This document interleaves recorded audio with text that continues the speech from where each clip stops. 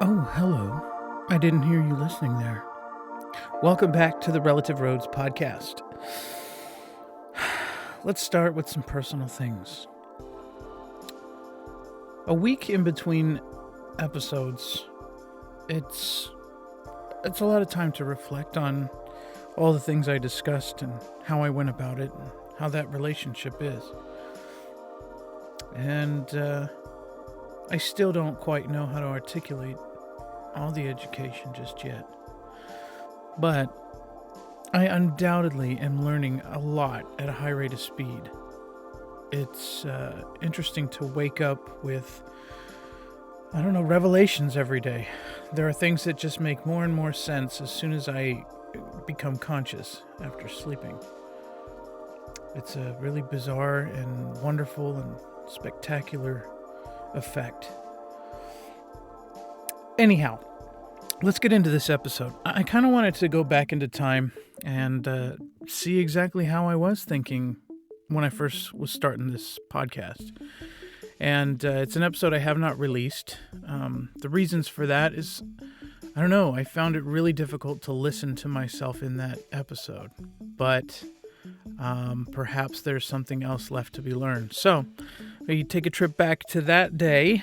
We talk about a number of things, as you could imagine, with none of us having any podcast experience and not ever really having sat down and dug deep into each other's psyche. So this was a lot of fun. It was extremely interesting and all wonderful vibrations. We talked about culture, our current understanding of it, and how we go about it personally in our lives, which led to us having respect for others. That was kind of a fundamental core value between myself and Wade. We agreed wholly on that. Universal basic income, what we think we understand about it and how we think it works. I think we dabble a little bit into car culture, as they're both car enthusiasts and I am not. So we're touch and go with that. Technology, politics, race, religion, spirituality. We were digging deep, trying to get to know each other, We live in the same town, and we're shooting for the same dreams, I think. Maybe not. It's all relative. Let's see. What did I learn so far that I can, I suppose, articulate? Well, I learned that I need to shut up faster. It's okay for me to engage in the conversation, but to find shorter ways to say what I need to say, to allow my guests to have the majority of the time, but also let you feel, as the audience, that you're listening to a conversation. So that's a skill that I am trying to manage and master. In the meantime, I appreciate your patience, and no matter what, I'm having the time of my life with this thing. So thanks for being here. And please enjoy this episode with my friend Wade and Scott. Well, they're two friends, but here they are.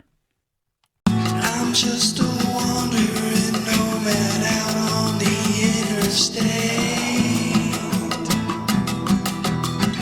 Eventually all these roads just end up looking the same.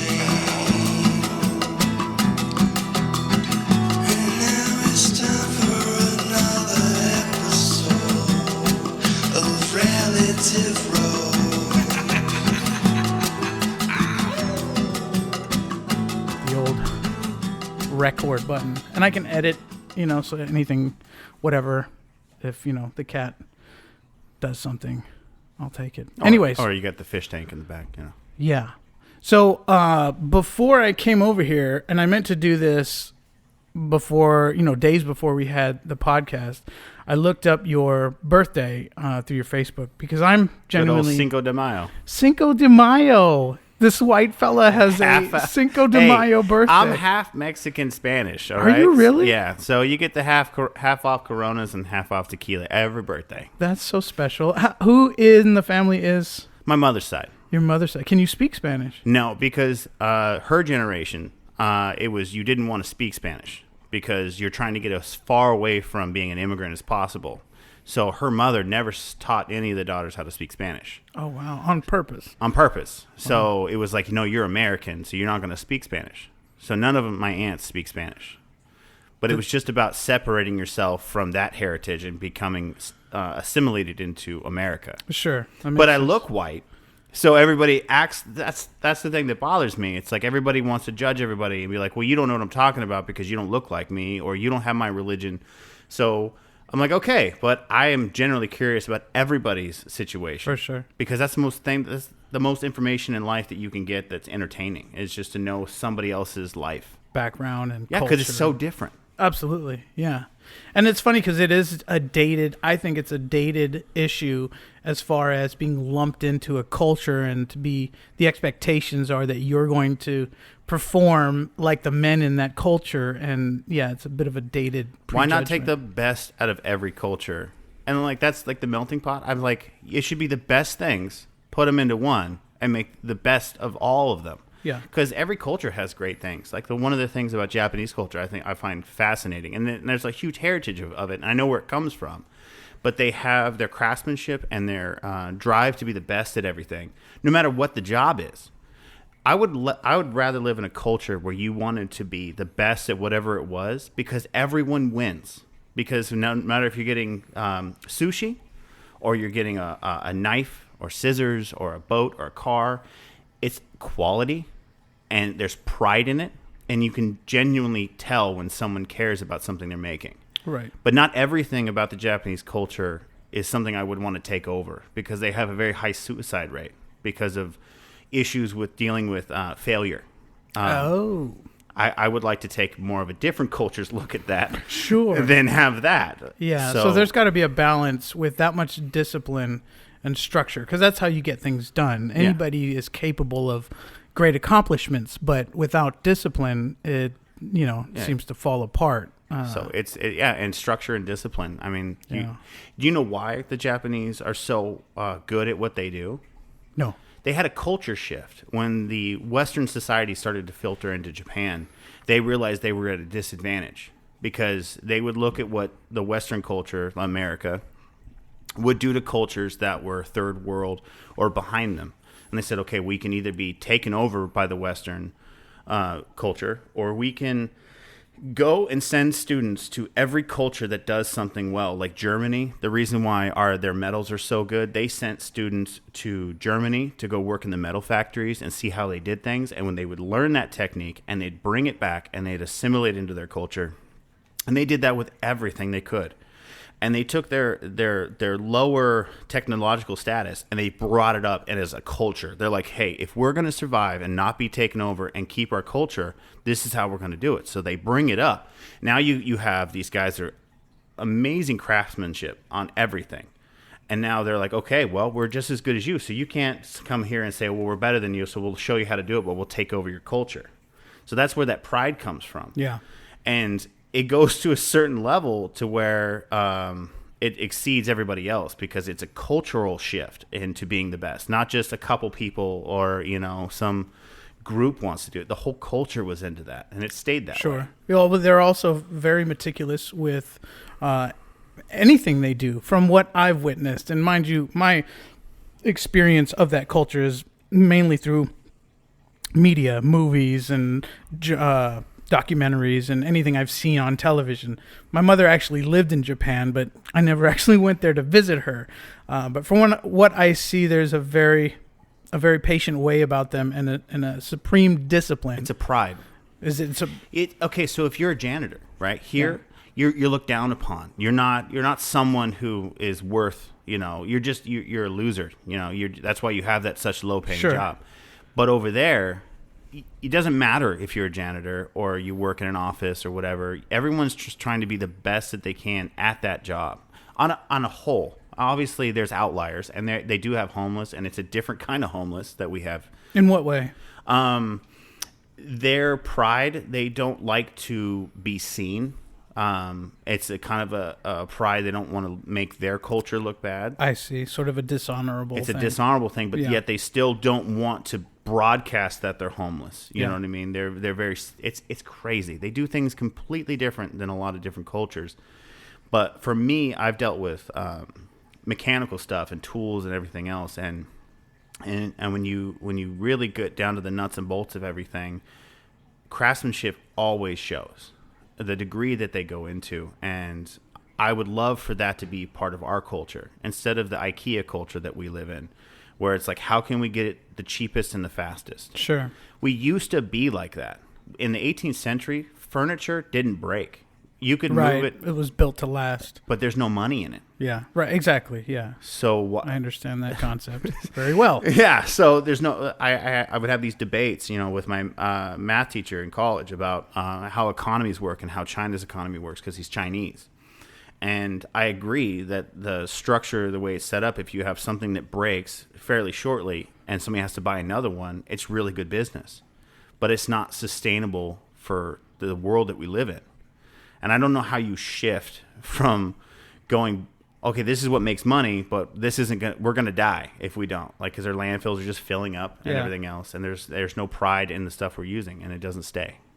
So where did because you seem to know quite a bit, or at least have a very passionate interest in the Japanese culture, is it something you deliberately research, or does it just sort of end up in front of you? I search it out. I search out everything that I can. I mean, no matter if it's religion. I used to study different Yale lectures on different religions around the world because, if someone's going to believe in something, I want to know where it comes from. Sure. I want to know where it divided and everything else. So I deep dive. And one of the things is it's an ongoing thing.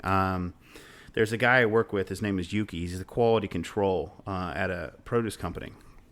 And he used to own a Japanese produce store here in America.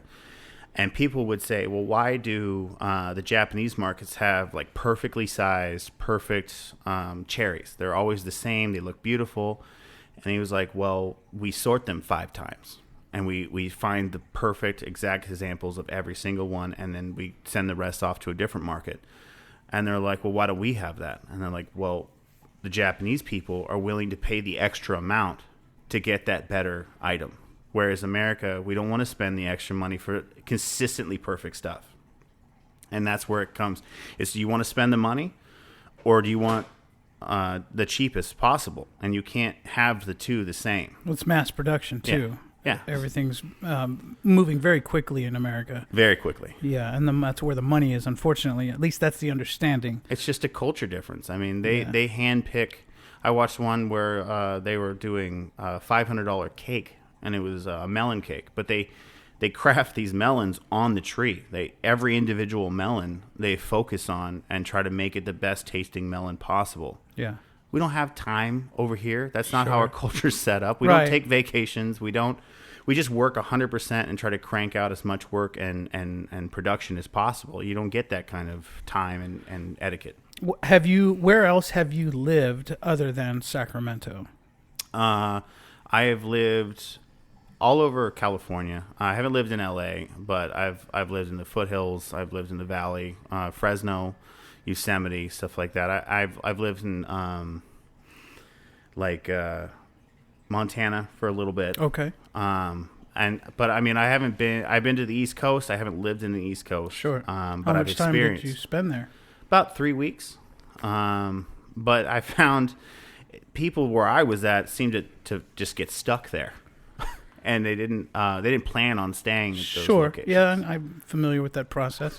You just get stuck there. I've lived in Florida for 3 years, and trust me, it wasn't meant to last that long. Yeah, you get stuck there. And I was like, wow, this is a common theme in Florida. You just get stuck. Sure. It happens to the best of them. Yeah. So that being said, most of your experience is in Western America. Oh, yeah.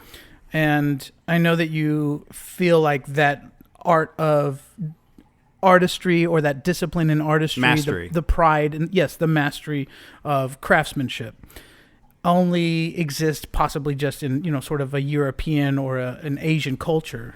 No, I think they exist in a lot of places. Germany has, but that's where Japan started learning the mastery of the stuff that they're doing now, and especially metalworking.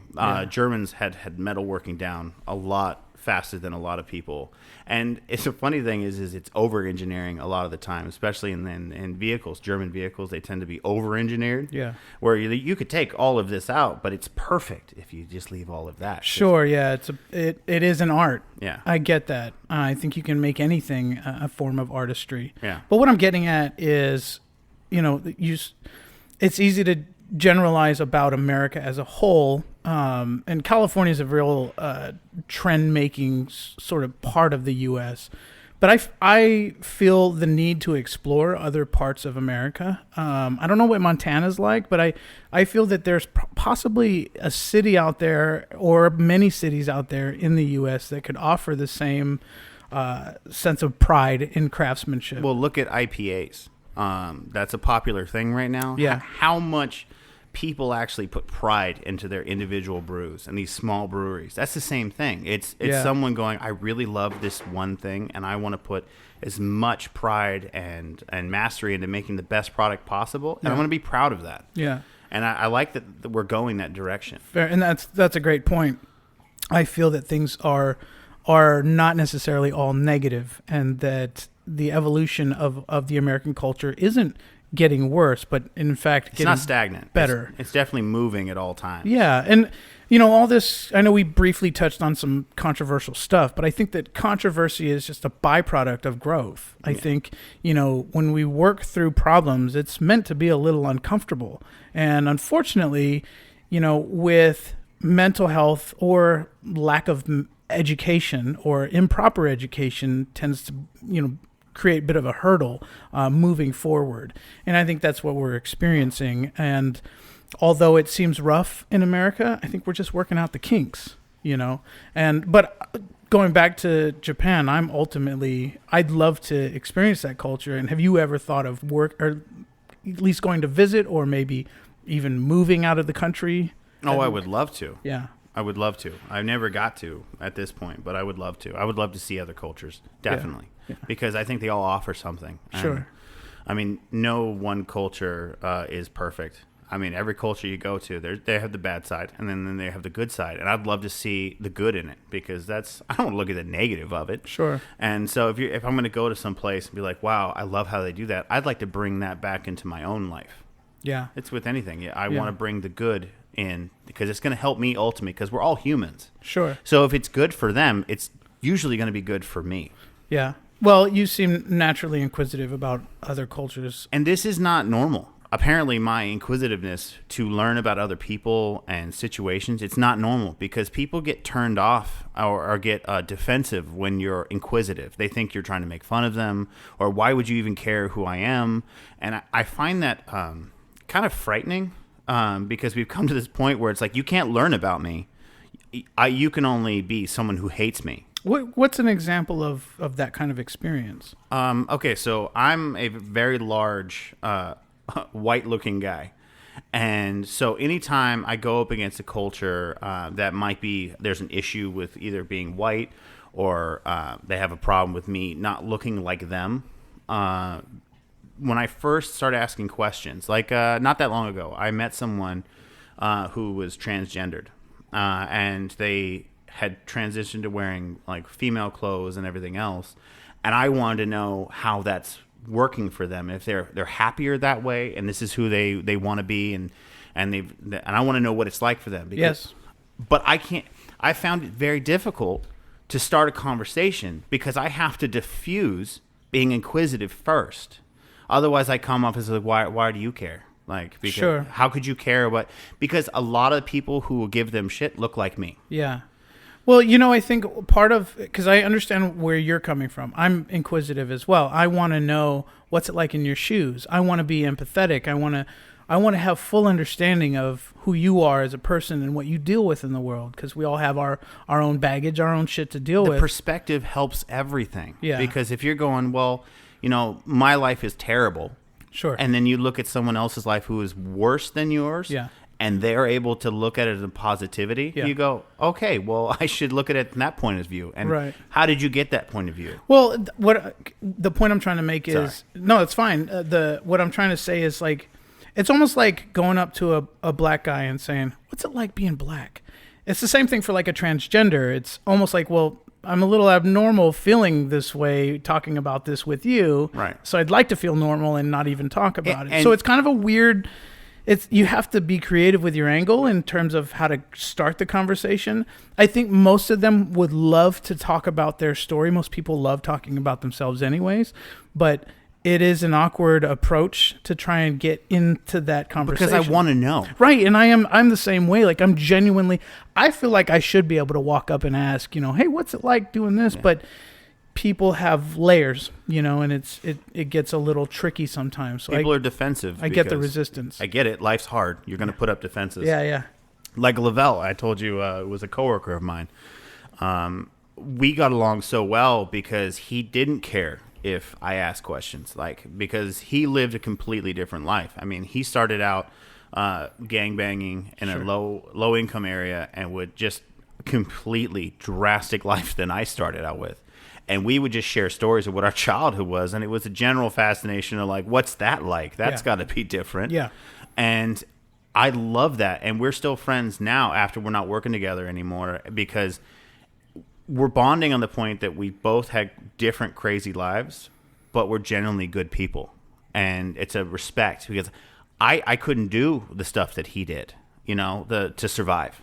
You know what I mean? I probably could if you put me in the same situation. It's sort of irrelevant. He is who he is and did what he did. It's crazy to me. And I love listening to those stories because it gives me a better perspective of the life that I led and how closed off it is. Because, when you talk to a 13-year-old kid, they think they know the world.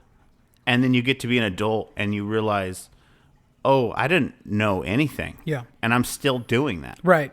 And to me, that gives me something to live for. Yeah. When you're like, I can know more.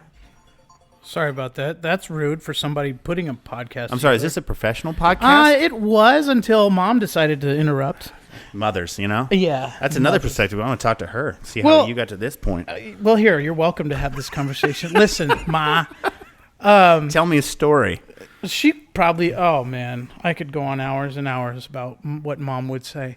She's a Filipino lady. She's, she was from the barrio of the Philippines, used to wash her clothes in the river and all that.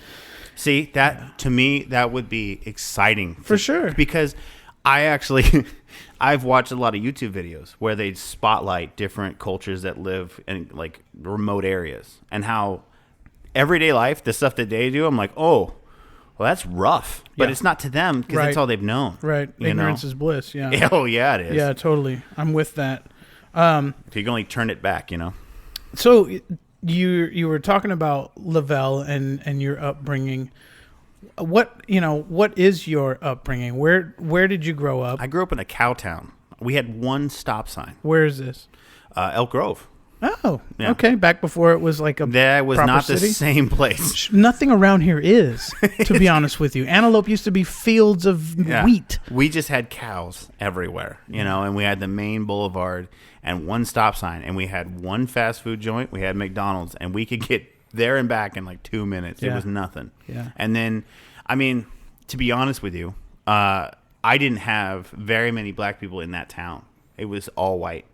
And I think I was probably 14 before I saw a different race, just because it was such a small town, and that was such a culture shock for me because once we became a bigger town, the influx of people came in, and you got different interactions with people and different perspectives, and it was a change because Elk Grove went from a cow town that was quiet and everybody knew everybody. Yeah. I couldn't ditch school without my parents finding out because someone saw me out on a street somewhere. Sure. And but then we went to here we are now. It's a huge bustling city with multicultural areas, you know, and that didn't exist back then. But we had growing pains. There was a point where the Bay Area first started moving this direction because it was getting too expensive to live out there. And we had a lot of gang violence, Asian gang violence. We had that's a very different kind of gang violence. It's very intercultural though. Totally, yeah. I've seen documentaries. Yeah, but that was something that wasn't in our town. Yeah, and then it became a thing, and then it got quieted down, and then more people came in, and it just changed. It was always drastically changing. So was there a transition from you primarily surrounded by all white community to then having other cultures come in. Were you ever in a position where you're like, I'm not okay with this, and then slowly progress towards, well, I'm embracing this, and then now being completely open and actually, anxious to learn? Well, my family was very open. My father had a multifaceted friends. I mean, because he grew up with friends who were connected with European friends and stuff, and they had huge groups from different countries hanging out and everything else. So it was very multicultural for him. I didn't have the same growing up, but my dad had friends of different races. So I only had positive interactions. I didn't have any negative interactions with anybody from a different culture. Sure. But what I found in that town, there was a lot of ignorant people who had very negative views of the people moving into the town. Yeah. And that was a shock for me, because I didn't know. When you're younger, you don't know, this guy's he shouldn't be saying things like that because it's very ignorant and it's negative and it's not going to lead to good things. Yeah. So you would realize that you're insensitive to cultures. So, that's really my question is, when you were faced with a choice to make, whether or not you were going to embrace this or stick with what you knew, you're saying that I embraced it, because I just was like, okay, you want to? Did you lose friends? You know what I mean? Like, because there's a pivotal moment, especially when you're going to be open to other things beyond what your community is comfortable with. I was asked, especially to be in that part situation, of like a lynching squad. Jesus. Yeah. Because I'm a big dude who looks white. Sure, yeah. So why not? I see the appeal. Yeah, you can see the appeal. Yeah. But that was a shock to me.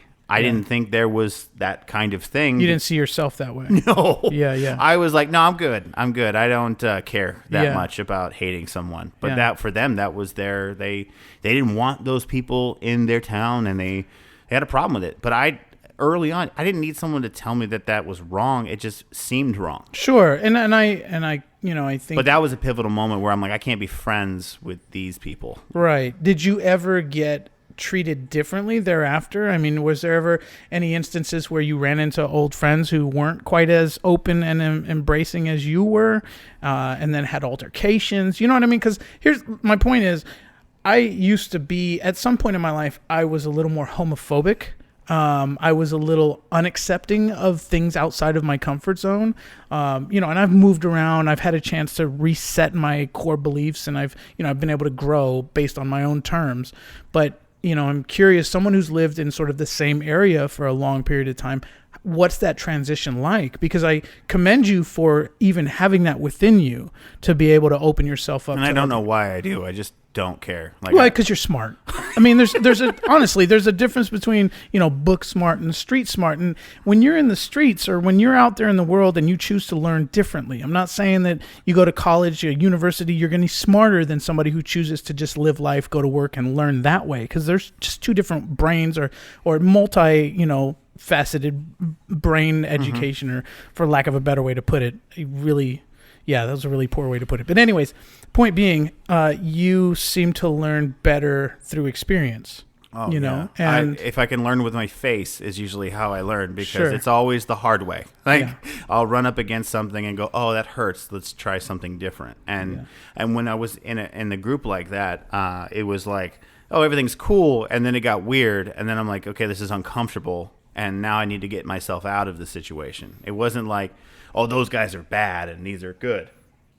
I'm just like, well, your belief system is making me uncomfortable, and you could do whatever you want to do, because I'm not telling anybody else what to do, because I don't know what the hell I'm doing. So I'm just going to stop hanging out with you. And I've ran across them, and I just separate myself from them. I mean, because I can't change how someone wants. I mean, I don't think so. I don't think I can change that in them. They have to learn that for themselves. Right. Maybe not directly, but the example of who you are may create an opportunity. If you like hanging out with me, you can't think like that. That's got to change. And then, you've brought up a couple times that you look a certain way, which presents a set of challenges that are specific to the way you look. Wish I could be neutral. Yeah, and I can see that you struggle with that, and it bothers you, because it's like, dude, I love everybody. And that's the essence I get from you. I've been told I look like an axe murderer. Yeah. I scare children. I've been pulled over because I look mischievous or whatever, and all I'm trying to do is be great to everyone and learn about everything I possibly can. Right. And I'm sitting here going, well, I can't change the way I look, and you're telling me that I'm not supposed to judge people, but yet everybody else is judging me and making it extremely uncomfortable for me trying to be who I am. Yeah. And I think that in itself changes my perspective on trying not to judge other people, because if you're sitting here going, okay, well, these people make me feel like crap for who I am, how can I sit here and judge someone else? I'm probably too forgiving for character flaws or how people are, because I've had some bad friends in the beginning. I had bad picker. But once I got to a point where I'm like, okay, I can tell when there's negative things about being friends with people, I just got better at like, I'm cool with who you are. As long as you're a good person in your heart, that's all that matters. And that makes it easier for me, is to know when they're good people. So you would say that your circle of friends is very carefully chosen. Oh, extremely. And how old are you? I don't know if I'm 33. 33. Okay. And you carefully choose your circle of friends, and yet I will help anyone. Sure. But I won't let you into my inner circle of friends unless I know your character well. Which is what I read about Tauruses, by the way. Yeah, dude, I am textbook Taurus. And I don't even believe any of that stuff, but they got me Wait, before you make a statement like, I don't believe any of that stuff, and then you also say, I'm textbook Taurus, like, where do you differentiate between what you believe and what you don't believe? Well, people live their life by horoscopes and the whole huge book on how to... So you don't live by it. However, you do believe that there are some fundamental... I think it's a good descriptor. I'm like, you want to know who I am? Look up Taurus. That's who you're dealing with. That's and it's funny because it's weird. I have there's some weird inner instinctual thing that makes me want to talk about this, because philosophically, and I won't go on too long of a tangent here. Emerson all day. Well, and Thoreau. Okay, well, that's my boys right there. This may be a very long podcast. But I feel that the stars and the planets and the universe itself do have an effect on our personalities, our soul beings. And so when you're born into a certain time period, be it a month, a specific month, you are aligned in some cosmic way with the energy that resonates with that month, if that makes any sense. And during the time of the year, and I feel like this is important, each season brings out different parts of our personalities. Wintertime makes you feel and act different, right? Yeah, because the vitamin D, how much sun you're getting and everything. In Seattle, you can see that in work. And they say if you're not taking vitamin D supplements, a lot of people struggle. Yeah, fair enough. In fact, I'm taking vitamin D supplements myself. That's why you're so cheery. I think so. I feel very, very well balanced. I got to get on that vitamin D because I want some of that. You want some of that vitamin D? I want some of that. Let's not go there. Okay. So my own personal interest in people and their zodiac signs. I personally believe that my zodiac is a great outline of what my personality can represent. However, your experience in this body, in this reality, the free will, for lack of a better way to put it, plays a part in who you become. You get to make choices along the way. However, there are some fundamental things about you that keep you in line with what the world needs energetically. Does that make sense? Mm-hmm. And I love to explore that on my limited amount of English language that I have. I do love to explore that philosophically with other people. I wish I could remember bigger words. Yeah, well, I'm working on it. I'll take screenshots of words that I have to look up because I think it's important, especially getting my point across and then also doing a podcast. I'm also trying to think of the word where to throw out a window. There's a word for that. To throw something out of a window. It's a great word. I can't remember it right now, but interesting. Oh, it's great. We'll have to look it up. I'm going to think of it while we're talking here, but okay. I am listening. Google it in your head. Yeah. So no, when I talk about your zodiac sign and the description of a Taurus, so to speak, it interests me, and especially a person's reaction to what that description is, because I've had another person react the same way you are, where they say, I don't believe in that shit, but I am to the T. Yeah. You know what I mean? Like, okay, I get you don't live by it. However, you do agree that it has some fundamental things about you that are true. Oh, I tell you, I have a problem with Geminis with daddy issues. I could pick them out. I swear to God, I could go to a house party, and the first girl I see, and I'm like, oh, she's attractive. I'll go up and be like, oh, you a Gemini? She's like, oh yeah. Did your dad leave when you were younger? Oh damn. Like I knew it. I knew it. It's because you know how they'll say that like abusers can find victims in a crowd and vice versa. I totally believe in that. I don't know how that happens. It's but like a dog that sniffs out. Oh, I can just, if I get like a little bit of a feeling, I'm like, oh, you're a Gemini. Not that I even research any, but I could just feel it. I just look at that person. See, that's what I'm saying. And I feel it. That's what I'm saying. There are some intuitive things. Oh, yeah. I don't know what that is, but it's funny. It It's makes cosmic, me laugh. bro. It's God having a field day with his creation. Yeah. In my eyes, you know. Hey. And I don't know how religious you are or philosophical you are. I'm like water, all right? I had a conversation with another guy who's really Christian and born again because, you know, he's in bad stuff, went to jail, figured his stuff out, and now he's like, well, I'm Christian and I'm doing better. And I appreciate that because he's doing better things because of Christianity, yeah. But I told him, I was like, I already knew those things were wrong, so I wasn't doing them. Sure. But whatever it takes for you to get there, that's all that matters. Yes. Because I don't want you to hurt me. This is street smart. What I believe is you're intellectually able to sum it up, essentially, because everything is math, right? Whether it has to do with love, whether it has to do with work, whether it has to do with anything. But I also wonder, culturally, not culture is like, oh, I live in low income, but like, say you were to live in Somalia with the pirates. They have like a pirate culture there. Yeah. Would you still have the same morals I would, but you're going against them? Or because you're in an area where the morality is different, would that change? You know what I mean? Like, would you still have, because they say morality is based on the society that you're in. But then again, how do I already know that that's bad, but yet I'm not? Right. Or how do people come out of that sort of ring of fire? Yeah. And I tell my kids, the one thing to remember when you're dealing with people is everybody has a different moral compass, because you could be in line with someone on many different subjects, but on one thing, they're like, well, it's okay to steal because I don't care about stealing it. You might not like stealing, but they're fine with it, or they have an issue with it. Yeah. So to protect them, I'm like, just know what you believe is good and bad is not what the person you're dealing with is the same. It's a different shade. Right. And that goes pretty deep into psychology, right? Because, and we were talking, my family and I, we get all deep into philosophical conversations. I don't know what it is. My dad is from Tennessee, and he's a deep thinker. He's a Capricorn. He's been researching self-improvement, personal development for over a decade now. My sister is, the same product of two polar opposites: a tall white male from Tennessee, 4'11" Filipino girl who used to wash her clothes in the river. So you can imagine those are two completely different worlds. And we were military brats, so we've been everywhere. So that being said, we have wide perspectives of everything, and we like to delve into specific conversations. Oh, I'd love to see the dynamic of that couple. I think you would enjoy that. But we got into a conversation about free will. Does it really exist?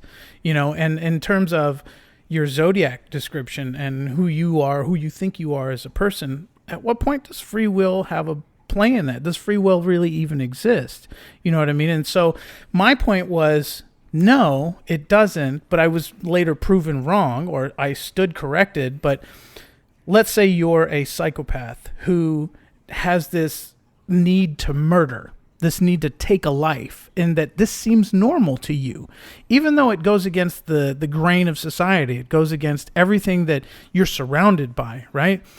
But your mind says this is what's normal for you. You need this. Oh, they are definitely disconnected of how we feel. But that's just one perspective. From their perspective, it's normal. And like taking a life shouldn't seem so abnormal. You know what I'm saying? It feels right to them. Correct. But if you choose to live in this society under these rules, you have to pay the consequences of breaking those rules. And their idea of what makes sense doesn't align with the society they live in.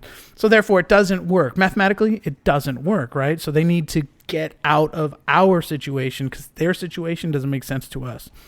Whether we eliminate them through the death penalty or what have you. But the idea that free will exists is true because they choose, as they do, to murder and kill and run from the law, and they still commit the crime. But, there's a consequence for that. So I at first I thought, well, free will doesn't exist because if they make that decision, then there's consequences. They can't live their life they want to, but it doesn't matter. It doesn't mean they don't get to make that choice. Well, they do. Do you know what I mean? So, I'll give you one for free will. So I'm really big into Emerson and Thoreau. Reading their essays and such was like eye opening. And fun fact, he had the first interracial school in the early 1900s, but got shut down because he's teaching black kids how to be educated. But I'm like, well, he knew it was right back then. There was no, and culturally that was wrong in that situation, but he didn't care. And he also had women in his groups of studies. That was another faux pas, but he was like, I want their perspective, because that woman perspective was way more beneficial than just having a bunch of dudes talk about everybody's issue, because that's only half the issue, because the other issue is the woman's side of it. But that being said, if you want to talk about free will, I had a moment, and this is hypocritical because I tell you, like, I'm not super spiritual, but I don't rule out that I don't know everything. I was speeding in my car, and something inside told me to slow down, and it was just like, slow down. And I was like, oh, that's weird. I should probably slow down. So I slowed down right before I got to this light that was green. I should have been through it. Guy blew right past. I missed him by like 2 feet, and he would have killed me if I was going the speed that I was going before. So you're telling me, was that free will because they already knew I shouldn't have been through there? Because then there's the point where you don't listen and you just bang your head against the wall. Why does life not work? Yeah. And then all of a sudden you start making decisions going off your gut, and it makes sense. Right. It's like, what is that? Is that free will, or are you just following what you're supposed to do? What's the divine intervention? Right. You're riding this wave of things work, or you go against it and struggle. Yeah. And I found that when you go with the wave, like make the decisions your gut says, it works out better. Well, you say you're not necessarily a spiritual person. Does that mean that you sort of ignore the opportunity to sort of delve into that? No, I will go to a church. Like, if there's a church I haven't been to, I'll go. Yeah. You could tell me all you want, but it doesn't mean that I'll be like, oh, I believe what you believe. So then, all right, then the next question is, what religious faith or spiritual experience did you have, or, were you surrounded by as a child? Oh, my mother was Catholic. In her upbringing, but she doesn't go to church anymore. But when and bless her for this, she didn't want us to not experience everything. She's very intellectual, and I think that's where I really got. My dad's the street smarts, like he's really street smart. Yeah. And my mother's book smart. I don't play Scrabble with her. Like, there's words that I'm like, those don't exist. And she's like, yeah, they do. Yeah. And they're 150 points. So go ahead. And I'm like, okay, I'm not playing this game. Like, but she would take us to different churches. So you're like, hey, maybe you like this one. So we'd be like 8 years old, and we'd be at like a Baptist church. And then we'd go to a Catholic church. And that's cool. Does it work for you? And I'm like, no, I'm good. It doesn't. I'm not. It's cool, but it's not what I want. She's like, okay, well, anything you want to do is your decision, because I don't like when parents push a religion on their children, and I know that they want the best for them. Sure. But that religion is your decision. Correct. I believe this individual decision and personal. It's a personal journey. Yeah. But it gets cloudy when you're like, well, they're making decisions like if someone's like, well, I don't want to use medicines, like Western medicines, because it's against my religion. Christian Science. Well, now you're killing children. So now where's that line exist where you can enforce that on your kids and not enforce that on your kids? Sure, yeah. And so that gets, there's always a lot of gray, but I've always been really open. So I've been to a lot of different churches, Pentecostal, Baptist, Catholic. When's the last time you went? Probably 2006 was the last church I went to, and it was Pentecostal. Yeah. And I was like, I mean, in that church that you couldn't wear, the girls couldn't wear jeans. They had to wear skirts. They couldn't cut their hair. What brought you there? I met someone who was Pentecostal, and she was like, you want to go to my church? I said, hell yeah. Anything for the booty. Hey. and I'm going to tell you, you shouldn't repress people. It's not good. Yeah, ask a Catholic priest. It doesn't usually work out. No, it doesn't. Yeah. And so the group there, they were just super repressive, especially to the women. And I was like, I don't know how you can do this. And it's another thing when someone, say, converts to a very chauvinistic, male-centric religion as a woman. How do you do that? Yeah. Like you're signing yourself up to give away the things, at least in America, that women fought so hard for. And you're like, no, this is my religion now. I'm like, well, okay, but do you see the way you're being treated and the rules?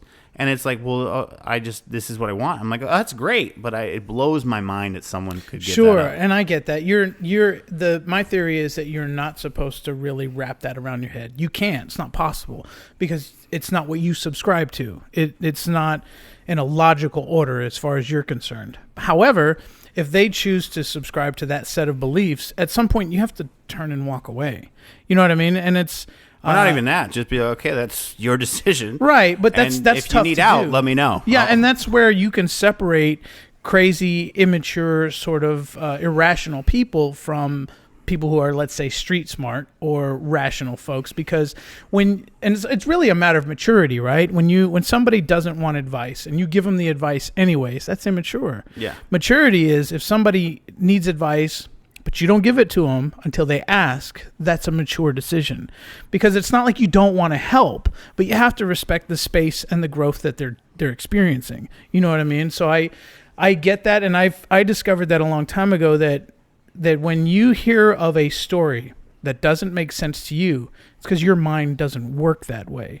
However, there has to be... Or I'm not looking through their shoes. You know what I mean? Right. And you don't want to necessarily because you... Not always. Because you see the consequences, right? You may see things they don't see just yet. I see the logical consequences, and they see maybe the emotional positives of it. Of course. And that's fine. And that should be fine. If that makes your life better, great. Absolutely. And that goes back to your, this fella that you said subscribes to Christianity and makes his life better.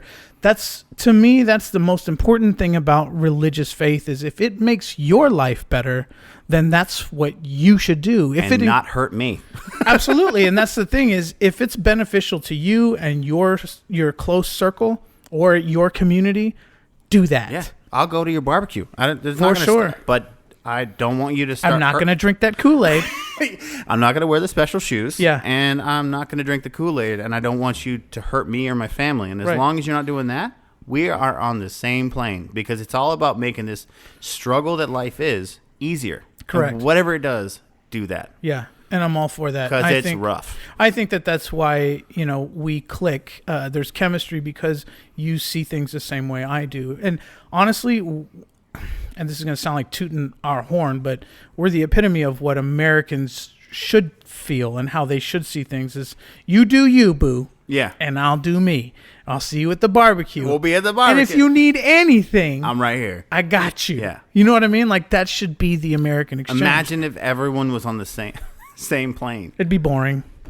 Because we would have our problems. It'd be boring. It'd be the same shit at every barbecue. Oh, burgers again? Great.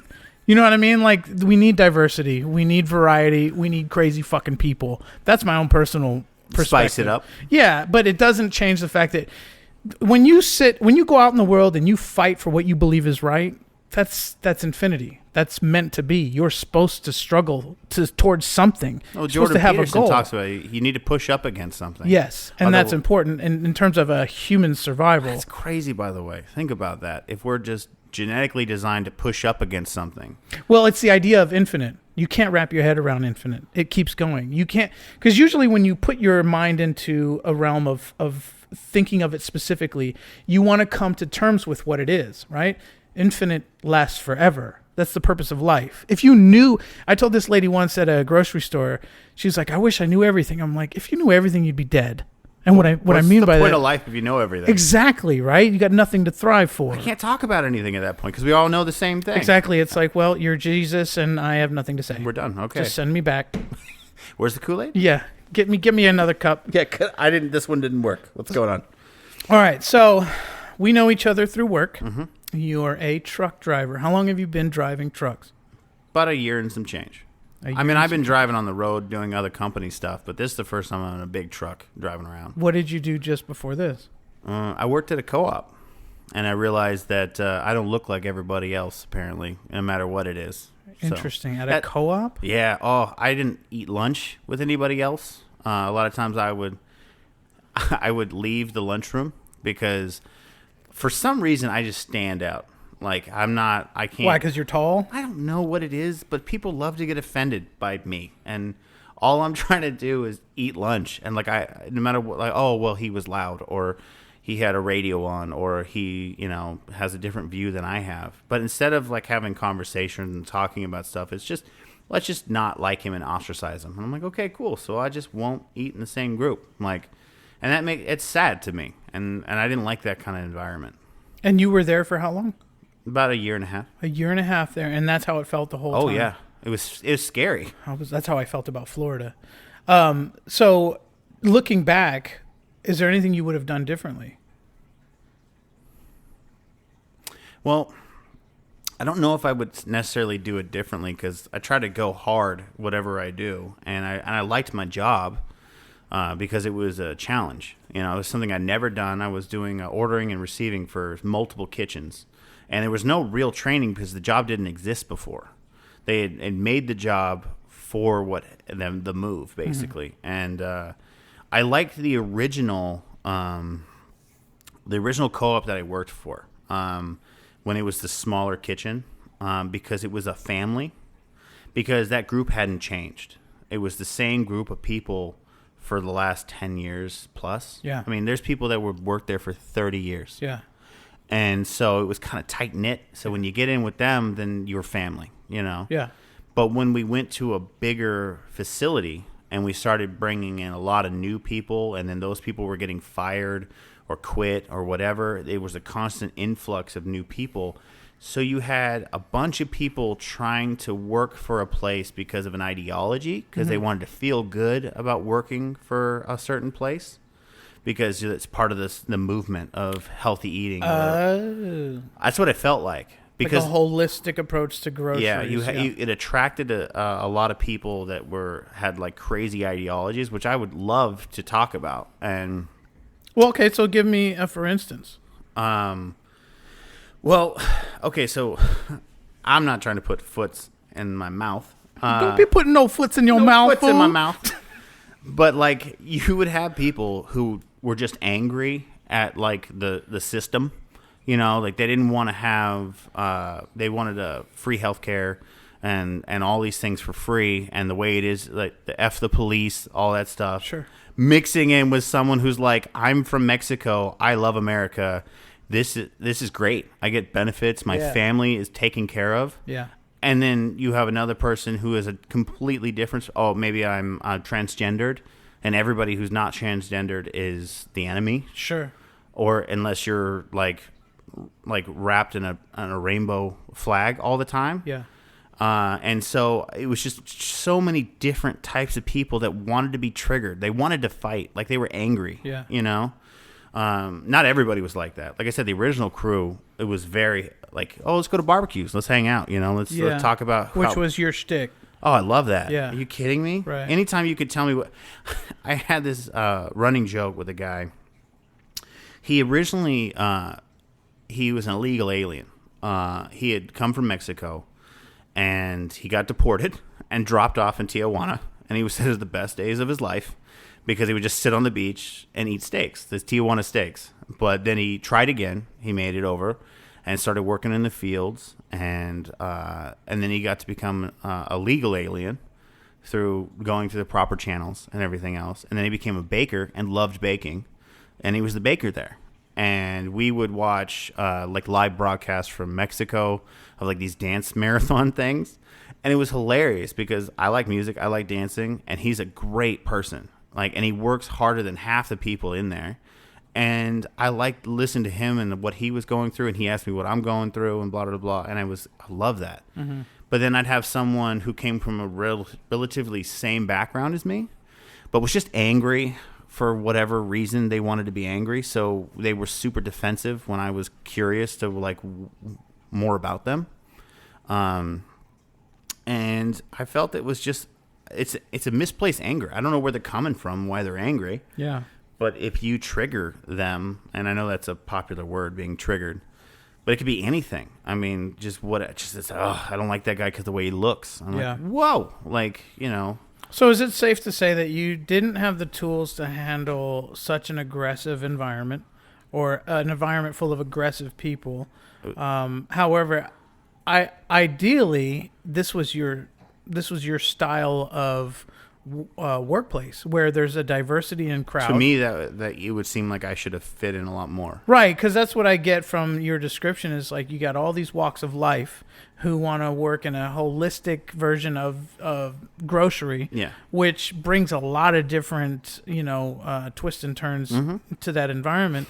But yet, for some reason, there was a lot of aggression, and you're not interested. No. Why? Why are we being aggressive? Yeah. I want to be on your side. Yeah. If your life I get sucks, that. how do we make it better? Yeah. Well, that's the same as deleting negative people from your Facebook. You want anything to do with it? I'm out of here. It's not making it better. Yeah. And like you said before, you're not going to try and convince somebody to be something they're not ready to be. Yeah. I could see that. Okay. So then you apply for a delivery job, a truck driving job. What brought you to that? I'm really good at whatever I try to do because I focus Sure. on being better at it. Well, a sales rep for the company I work for was like, there's no way they're going to fire you because you're too good at what you do. And I was like, well, I'm kind of struggling over here because I'm overloaded and I can't do this because, like I said, there was no job before this, so they weren't even looking at me. And these managers would leave, and then the employees would ask me what to do because I'm the only one that knows what's going on because I'm involved in everything. So then they get mad at me for being a manager, whatever. Like, and I'm like, I'm not trying to be a manager. You're just not here. So they need to know Sure. what to do. So I tell them because I love to help people, but it gets me in trouble. I should Yeah. have been like, I don't know what to do. What do we do? I wouldn't have been in trouble. It's not in you to be. It's that not way. my style. Yeah. I'm like, I got you. Go do this. You'll be fine. Whatever. And then, it's not what they wanted, so it's different. I'm like, we'll just be here. But so it became difficult to be there. And then when I kind of found one of the managers was like, hey, Hammer's kind of coming down. They're kind of not liking the way this is going. And I was like, okay, cool. So I told the sales rep I was talking to him, like, I don't know if I want to be here next week. She goes, well, I'll buy you lunch if you're not here next week. So Oh, wow. yeah. And I was like, okay, because she loved dealing with me because I was on point. I Yeah, knew what I was doing, sure. which is funny because I didn't know what I was doing when I first started. Yeah. And then so It only takes an effort to try, yeah, honestly, to try and do the right every thing. day try to do it better. Yeah. Because that's what I'm. Obviously, you like the way how I like craftsmanship. Yeah. Try to do it the best I Sure. can. What can I do better tomorrow? And it gives me something to focus on. Anyway, so she finds out that I was let go, and she goes, "Well, come down. I'll get you hired right now." So she stuck her neck out and got me hired there. And they weren't sure if they wanted to hire me because they thought I was too nice. And I was like, "Oh, too nice. All right." Okay. But they did because I had good references. And I took to it really well because I've always liked to be on the road because I traveled when I was doing textile cleaning at like major businesses. I used to drive all over California. And you enjoyed that. Oh, yeah. Yeah. Send me far, far away. Sure. I don't care. Yeah.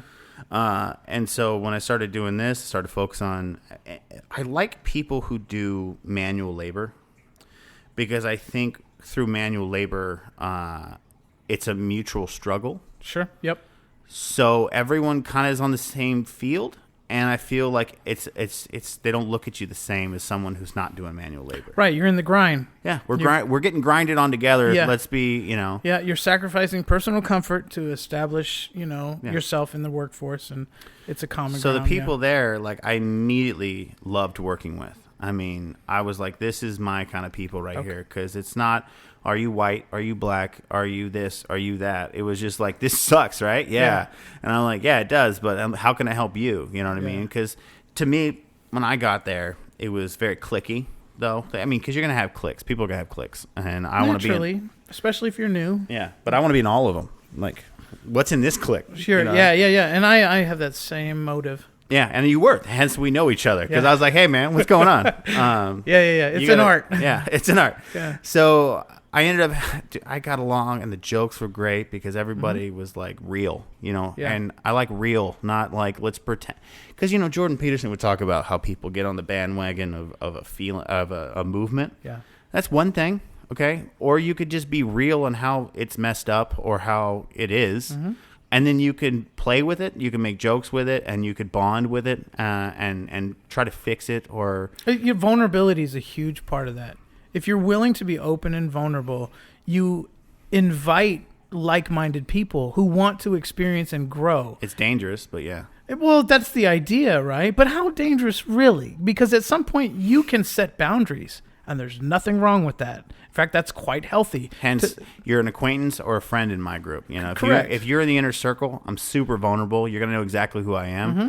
If you're an acquaintance, you're only gonna get so far. Yes. Yeah. Well, that's what you experienced with me. Was you know? Well, you're I've scary. Heard, I've heard you and So different. others say, "I never know if he's serious." Yeah. Well, I'm just Say it to me too. Yeah, well, it's a tactic. I'm merely putting obstacles in your way to see how much you really want to know. If you really want to get to know me, then you'll withstand the BS that I put in front of you, and then you'll be inquisitive, and then I'll see your And vulnerability. did I not just push my face all the way through all that? Like You did, and that's why we're here. Yeah. Is that it's a poker game to me, Yeah. because I put on my poker face, and then we'll see who wants to put in the work. If you're willing to put in the work to get to know somebody, there's a sense of vulnerability. There's a sense of curiousness that is alike with what I want out of life. You know what I mean? So no, I'm totally for that. I like how much wit you had. And I was Thanks. like, I want to have more conversations because it was a challenge. Yeah. Because your jokes were coming faster than anybody else. And I was like, wow, okay, this guy's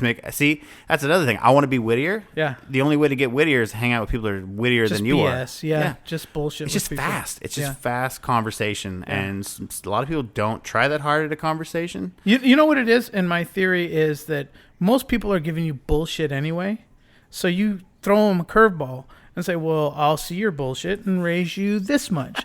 And then you can tell by their reaction what's really bullshit. You know what I mean? I shouldn't be in this poker game. Oh, God. And they Yeah, leave. exactly. And that's what happens a lot of times is you'll see people get awkward. They'll feel uncomfortable. And it's like, all right, well, you're not meant to play this game. So I'll see you later. We're in a different game. Yeah, yeah. And I enjoy that because it's a great way to filter through people who are not willing to be their authentic self just yet. And that's fine too. I don't hold it against them. If you're not ready to be here, then don't. Go experience life. Do what you got to do. Make your mistakes. I'll see you on the other side. You're still learning how you want to Yeah, yeah. And that's fine. I have nothing against your own pace of growth. And they're not all going to be like us. Like Yeah. my lady don't say a lot of words at all, but when she says them, they have point behind them. Yeah, yeah. And that's not my style. Well, you got to have a yin to your yang, and I'm all for that. Trust telling me. you. That's Yeah. just that's I like definitely- people. My woman don't. And it makes sense. You know what I mean? But she's professional in her communication She's skills. right there, man. Yeah. No, it's okay. I know. Well, she's... She's so quiet. I have to pee. You want to take a pause? Yeah, is that okay? Yeah, I need another beer anyway. Okay, cool. I'm going to pause this. Or stop it and then start again later. See you.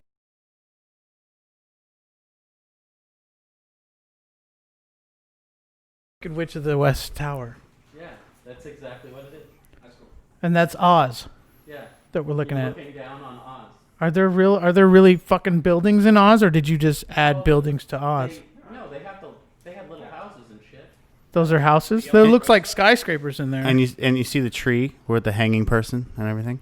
So use a tree as a Oh, you do have the hanging person. No, I was just That would have been cool. that would have been dark. Yeah. There's actually a painting at Coffee Works where there's a person hung in the background on the tree. Yeah. It's still pretty cool, though. I like that you actually do art and then take pride in what you do. Okay. Well, you know what's funny? That's I don't an know- I don't important know if process. we're recording right now. But I'm going to say I'm not, in case Okay. you want to say something racy. no, I'm not going to say anything, well, racy per se. But if you want to talk about taking someone out of a box or a classification, the man that you're talking to is incredibly diverse in the stuff that he's interested in and talented in. Scott? Yes. But he gets, as soon as he starts talking, Yeah. someone will put him in a box and then hate him. In a box? Wait, what box? In a box of like, I don't like you because your view is different than me. Like he tends to have some conservative views, but in the culture we live in, you Okay. can't have those. Okay, I need an example now. Okay. So Teach me the Scott. okay. Shit. Teach me the Scott now. I would be the best one, I guess, because I'm the one that hangs out with him the most. Because you love him the most? I do love him. He's a genuinely needs great to. person. You're not going to meet a person like him very often, so I don't want to let him go because he's truly unique. Special? Well, we're all special and broken. I'm special. My mom I say we're said I am. broken. I say we're broken. Broken? Broken. Negative. Yes, I think it is. We Then started. broken is beautiful. Yeah, I could say that. I like being broken in some ways, but I'm definitely broken. I don't like being broken financially. That's hard. But Yeah. some people say they're happier when they're poor, or some people don't like saying poor. Don't have a lot of money. We're happier when they're stupid. Okay. Stupid is painful. Comments like that will definitely turn people against him. All right, so teach me the Scott. Okay. So if you By the way, if you're listening, Scott's sitting right behind me. This is his house. it's the Peanut Gallery, We're podcasting from his house, live from Scott's house, live from Scottdale. Scottsdale. Yeah, it would be. No, so okay. In the same light is keeping good people around me. I don't always agree with the people around me and their different views of something. But I don't think you should surround yourself with people with a like-minded view because it makes you one. Right, it's not challenging. It's not challenging, but it doesn't help you learn. Of course, right. That's Most exactly people what I- will do that though. They want to surround themselves with people who have the same thoughts and the same ideals. Yeah, I'm sure that happens. Yep. But when I hang out with Sir Scott, What has he challenged you personally to think differently on? logically all the time. Like what? Well, it just depends. I mean, we talking about the simple stuff like mechanical stuff, or are we talking about physiology or, psychologically? Like Psychologically. Let's his go there. view, his outlook on view. On view. On the view. The show? the The View? beers, yeah, the View. He's really into the View. No, I've just been drinking too much, is what it is. Okay. But no, so we had drastically different parents. Okay, I would think so. If I you're would- not related, that would definitely make a lot of sense. But like, they're similar parents. Like my neighborhood all had similar parents. Went to the same games. All went to the same high school and friend group. It was very. So you've known each other for quite some time. I've known them for about 8 years at least. Okay. All right. That's fair. But like my parents, I wouldn't say. I like to say that they weren't great parents, but they're okay parents. They didn't. Your parents My parents are not great parents. No. Let's put that out there in a podcast. Well, I would probably tell them the same thing. Okay, fair enough. Because they did an okay job. Sure. And parenting is hard. Like, there's no rule book. Yeah. But I think they did the best for What they knew. and they gave me 100%. They Okay. they're not like, oh, hey, let's go to private school and let's do all these things. Sure. We're going to go to every Little League game and do all this crazy Okay. stuff. But they did the best they could. And Right. I appreciate that. Gotcha. They made me the person I am today. Okay. But he came from someone. Scott, do you mind me telling your story? Okay. I don't know if that's private. Scott doesn't care about anything. Oh no, he does. He does. No, so his parents suck. So basically, his mother was a bit of an alcoholic, and wasn't really a parent. Was very I can relate. very introverted into her own bullshit. I mean, this is the same guy who wanted to go to the Olympics for BMX riding. Scott did. Yeah. Okay. There's a huge wall behind you with a whole bunch of trophies. Okay. And you would think that the parents would be full bore for Yeah. help. And he's talented at it. And he was. At That's that time. cool. Very cool to know. But because of her own selfishness, when he got the chance to go to state finals in a different state, he had to load up at 15 an RV, didn't have a license. Oh, sorry, 14. 14 had the age wrong. Load up his drunk mother in the back of an RV, and he and his friend, who don't have licenses, drove across several states to go to a competition because they were so driven to want to win and be good at what they did. Sure. And she never once left the RV. Didn't care if he won. So he had the inner drive in himself to win with no one giving a shit whether he did or not, and not having a support system. I mean, his parents have stole money from him and weren't there for him. And so he's learned to just be self-sufficient by himself. And I applaud that for him because there was never been a support system. So when he has someone that he cares about, he'll give 110% because it's important when someone cares about him. When someone is willing to support Yeah. another. Okay. Another. Yeah. And so when we have drastically different views because he's been like, okay, well, I had to work for everything I had. So when you start talking about, you want to give money to someone for nothing, he's like, whoa, wait a minute. I had to emancipate myself to get away from a shitty childhood to make money and to get where I'm at. And you're just going to give them the same shit and they didn't do anything? Yeah. Whereas I'm like, well, I'm kind of in the middle. I kind of had a lot of stuff given to me and I had to earn the other half. So I'm like, so why don't we just give him half? You're a spoiled brat. Yeah, that privilege. So we'll go back and forth on trying to, what is the best ideal? Do you just give everybody everything? So, okay, and I'm sorry to interrupt, No, go but ahead. what is a popular topic that you both have come to terms on or not come to terms on? We fight about minimum wage all the time. Okay, so what is your stance, and then what is Scott's stance on minimum wage? My stance is that I don't think there should be jobs to where you shouldn't be there for a long time. Like that's just a starter job, and then if you want to exist, you need to go to a better job. And his thing is, if you want to be successful and you want to have a career or live a life that's worth living, you should keep trying to get better jobs and get to a better situation. Okay. And I'm like, not everybody has that drive. Not sure. Some people just want to do that one simple thing. Yeah. And so it should be an option in your eyes. Why are we punishing someone for wanting to do that one thing? I think they should have a job if they do the job well, and then we should give them enough money to survive on.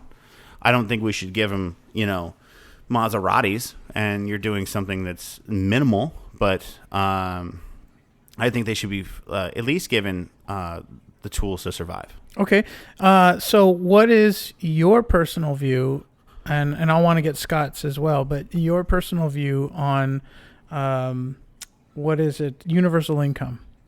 Universal income? Mm-hmm. Well, can you just describe what you're trying to So a basic universal income. So let's say... Like a minimum level? Yeah. So let's say you can't work or you don't work, and you're a member of an American community, that you should earn, let's say, just to put a number on it, $15,000 a year from the U.S. government.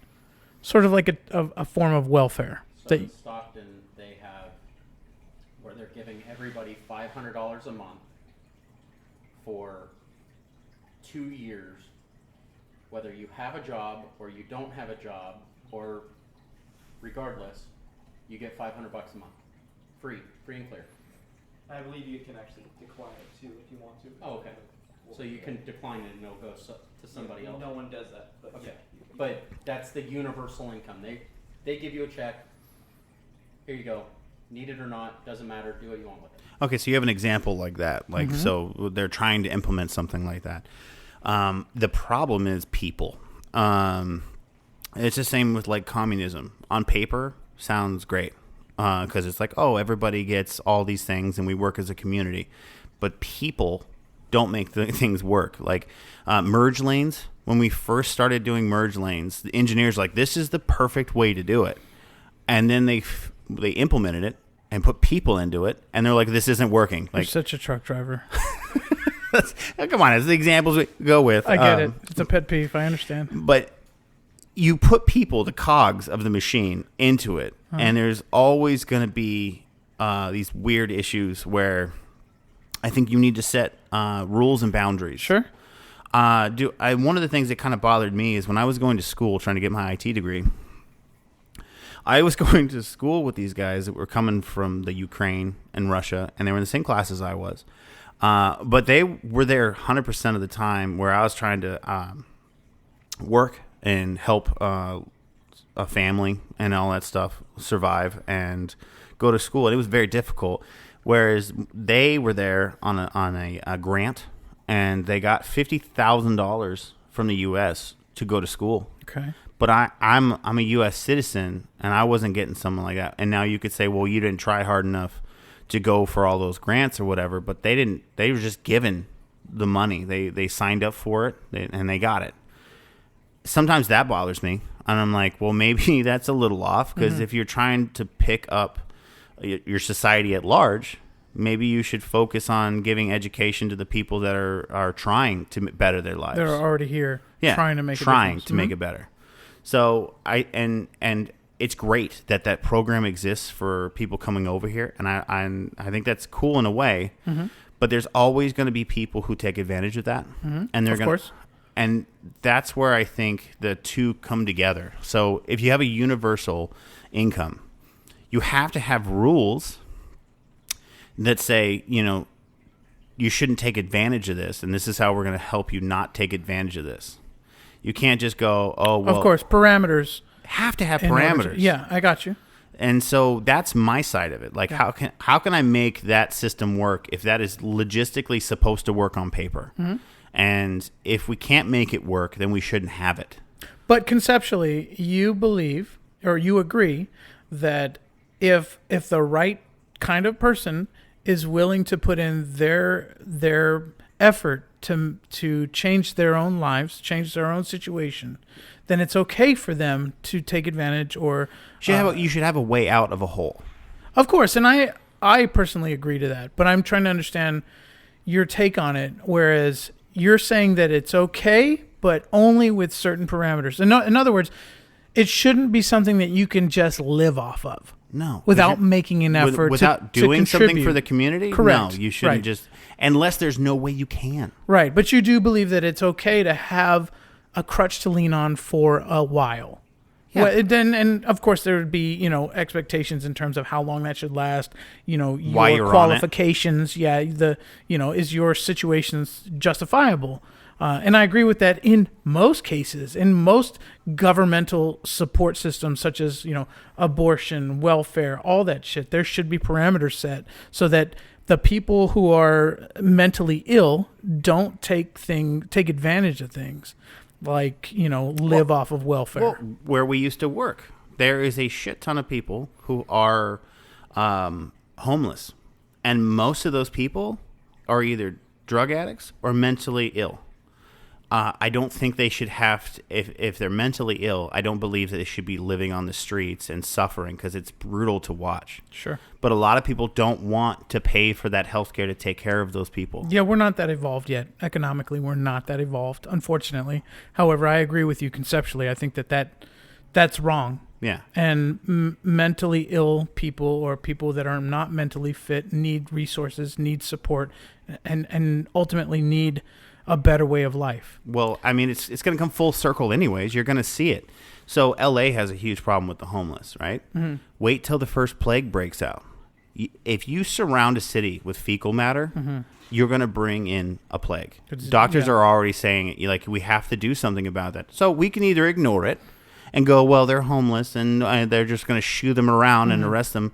Cool. It's going to bite us. That's how that works. So you can pay for it now, or you can pay for it before it becomes a bigger problem.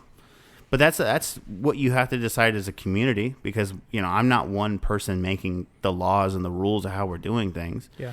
But without education on how to deal with problems, then you have uneducated people making decisions. Yes. And I'm like, why are they making these decisions? Which is, I think, the derivative of all economic issues is mental illness or mental fitness or education of society, right? Going back, I do want to get Scott's perspective on it. That's fine. Yeah, he can jump in or whatever. Scott's perspective on universal income. He's got some. Because I understand where you stand. But where I stand is, I'm okay with it under parameters, but he is a different opinion. But he'll be here in a minute. But on that same token, I'm not the one who should set up that system, because I haven't studied how people respond to a universal income. So I would always be like, so who's the guy who's been studying it? Yeah. Who has the best insight? Yeah. How can we get him Right, to I help in understand. the situation? I get it. I think what you're saying is I'm not qualified to make the not final call on No. this. However, I see the value in some of this. But I'm smart enough to go, can we find out if it works or not? Sure. And I'm with you on that. I'm right along. And if it doesn't, let's not do it. Yeah. So here he is. Am I going to break this chair now?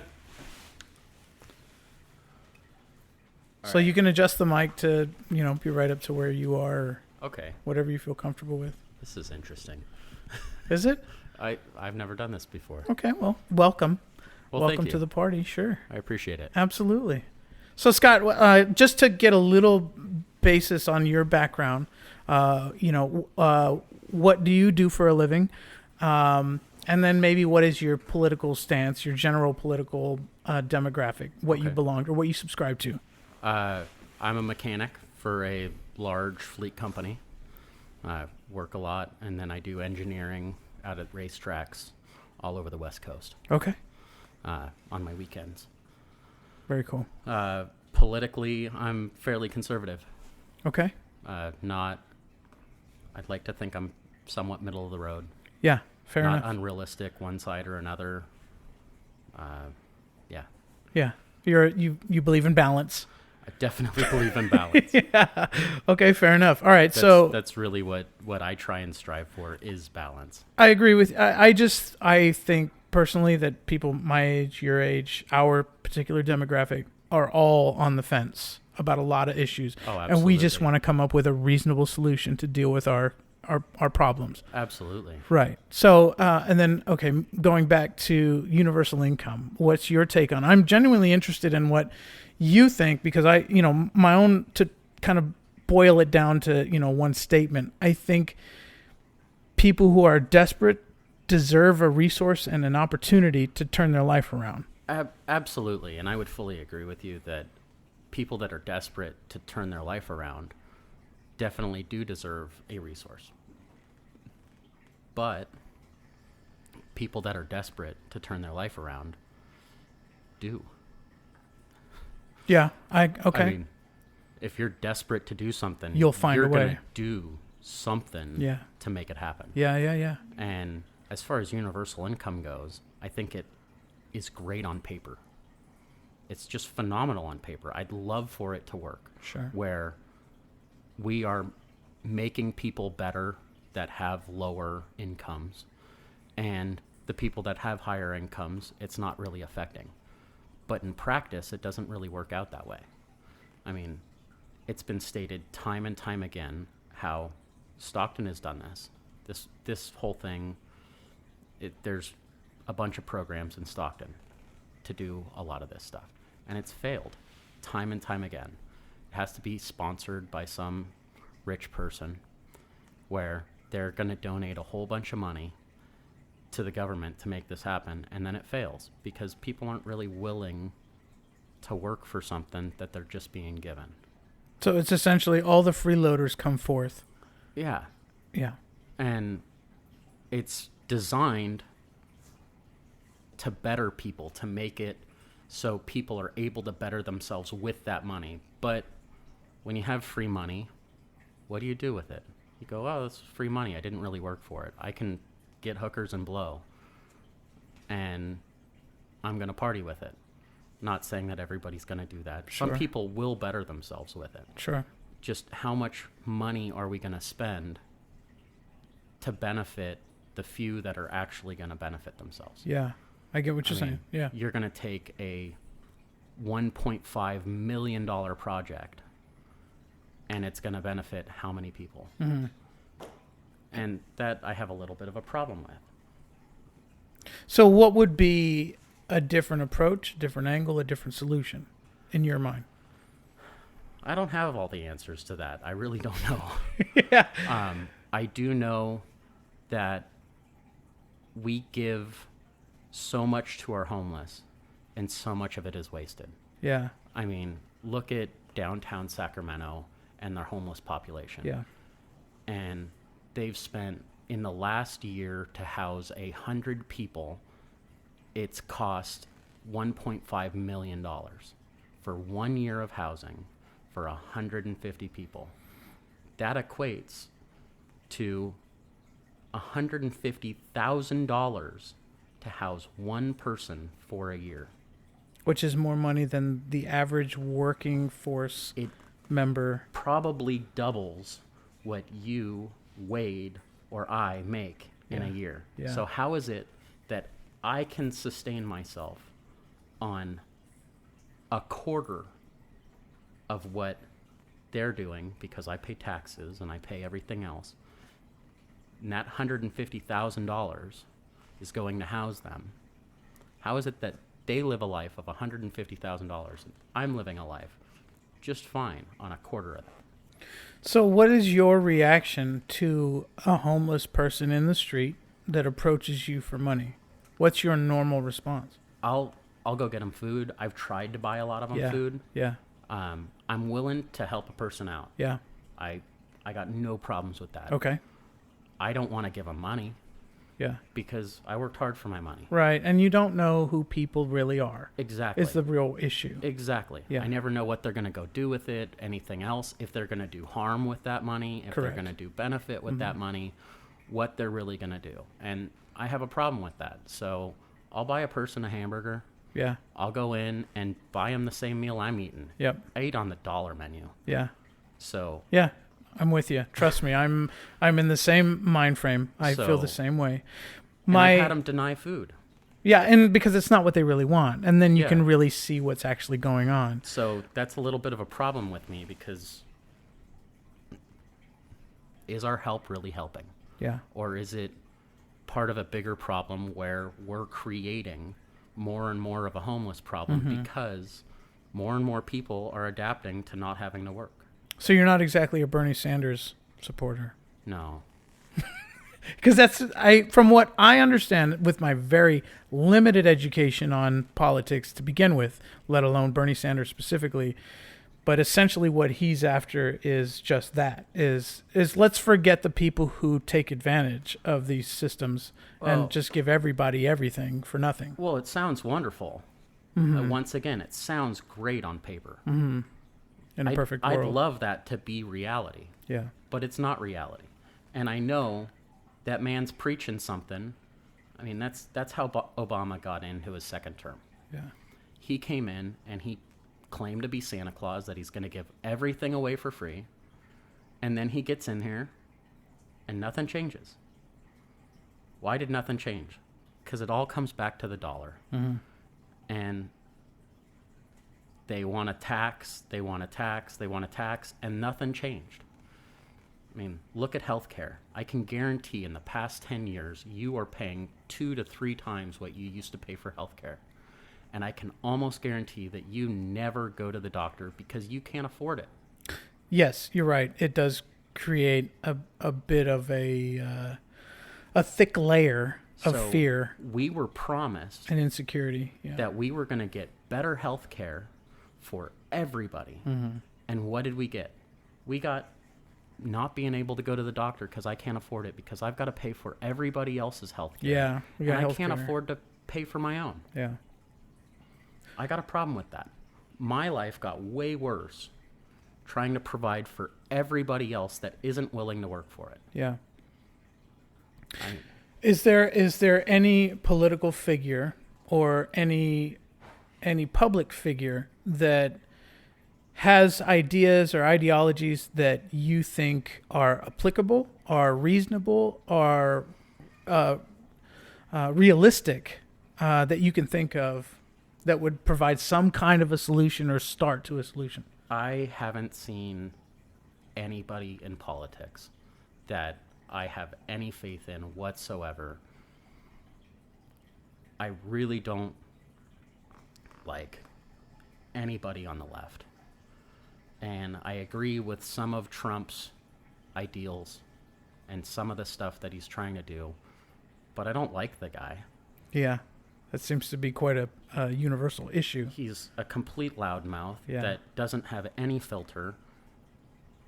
It's just he's a hard ass that seems to be making some headway with people that are used to taking advantage of America. I don't know any president in the recent future that's gotten North Korea to talk to South Korea. South Korea gave him all the credit for that. I think that's kind of cool. In that, I see him trying to do some good. Yeah.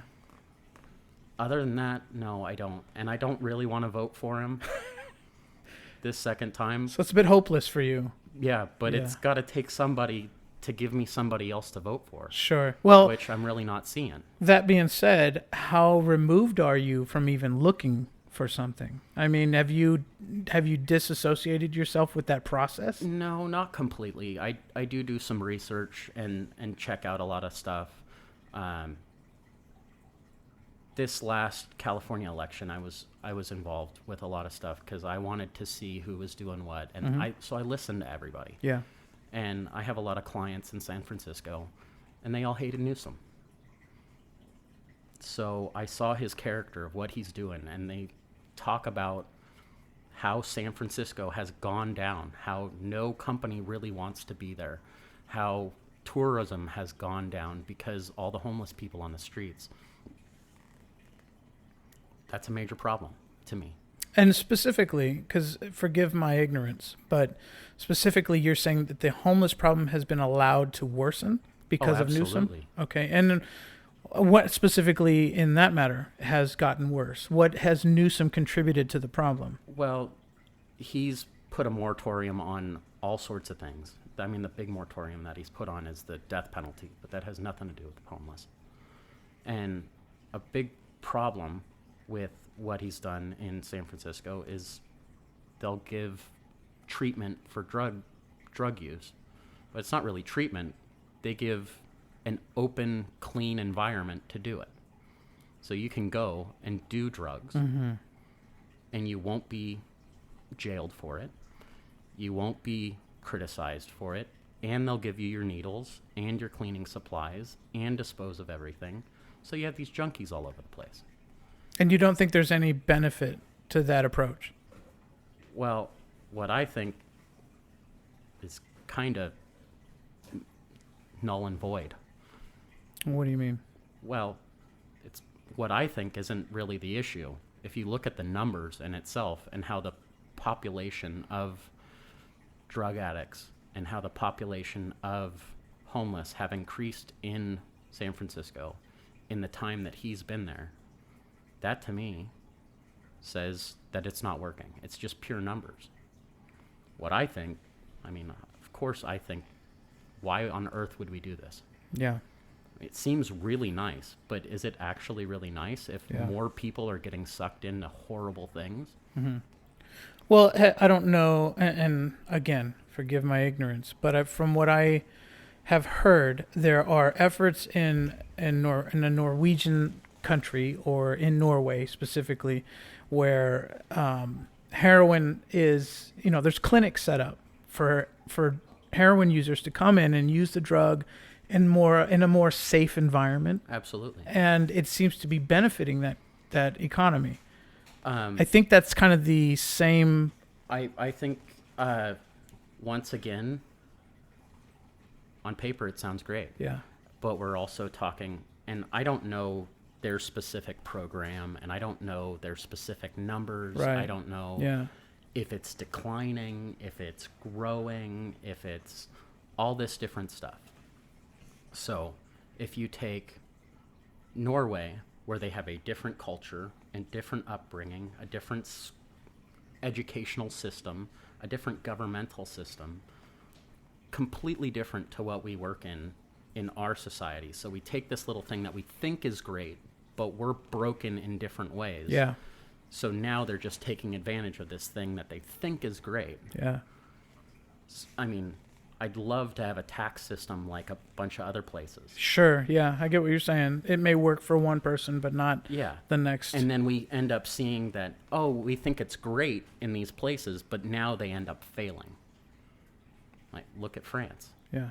I mean, France has had an amazing economy for a very long time with the happiest workers around the world. So it's been documented. They get 6 weeks of vacation a year.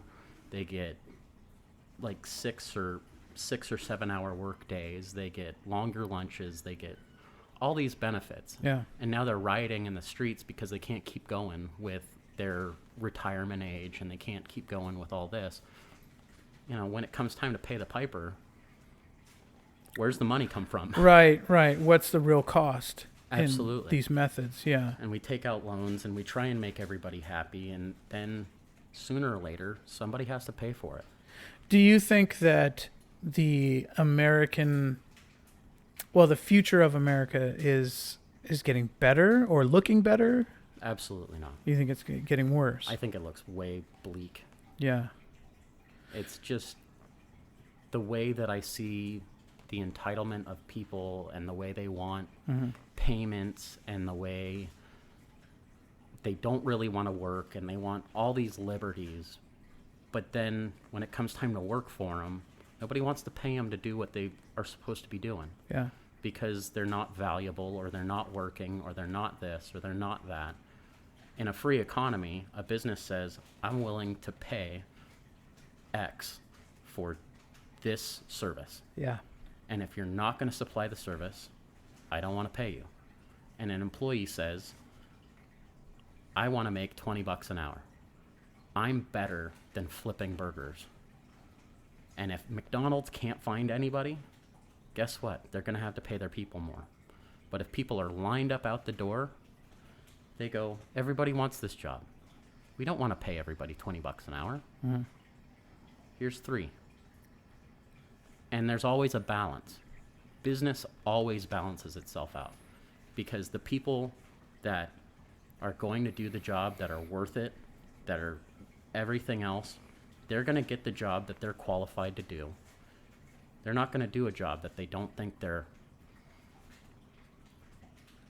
they think is below them because they've worked hard, they've learned skills, they've put themselves in a position where they're not going to take shit from nobody.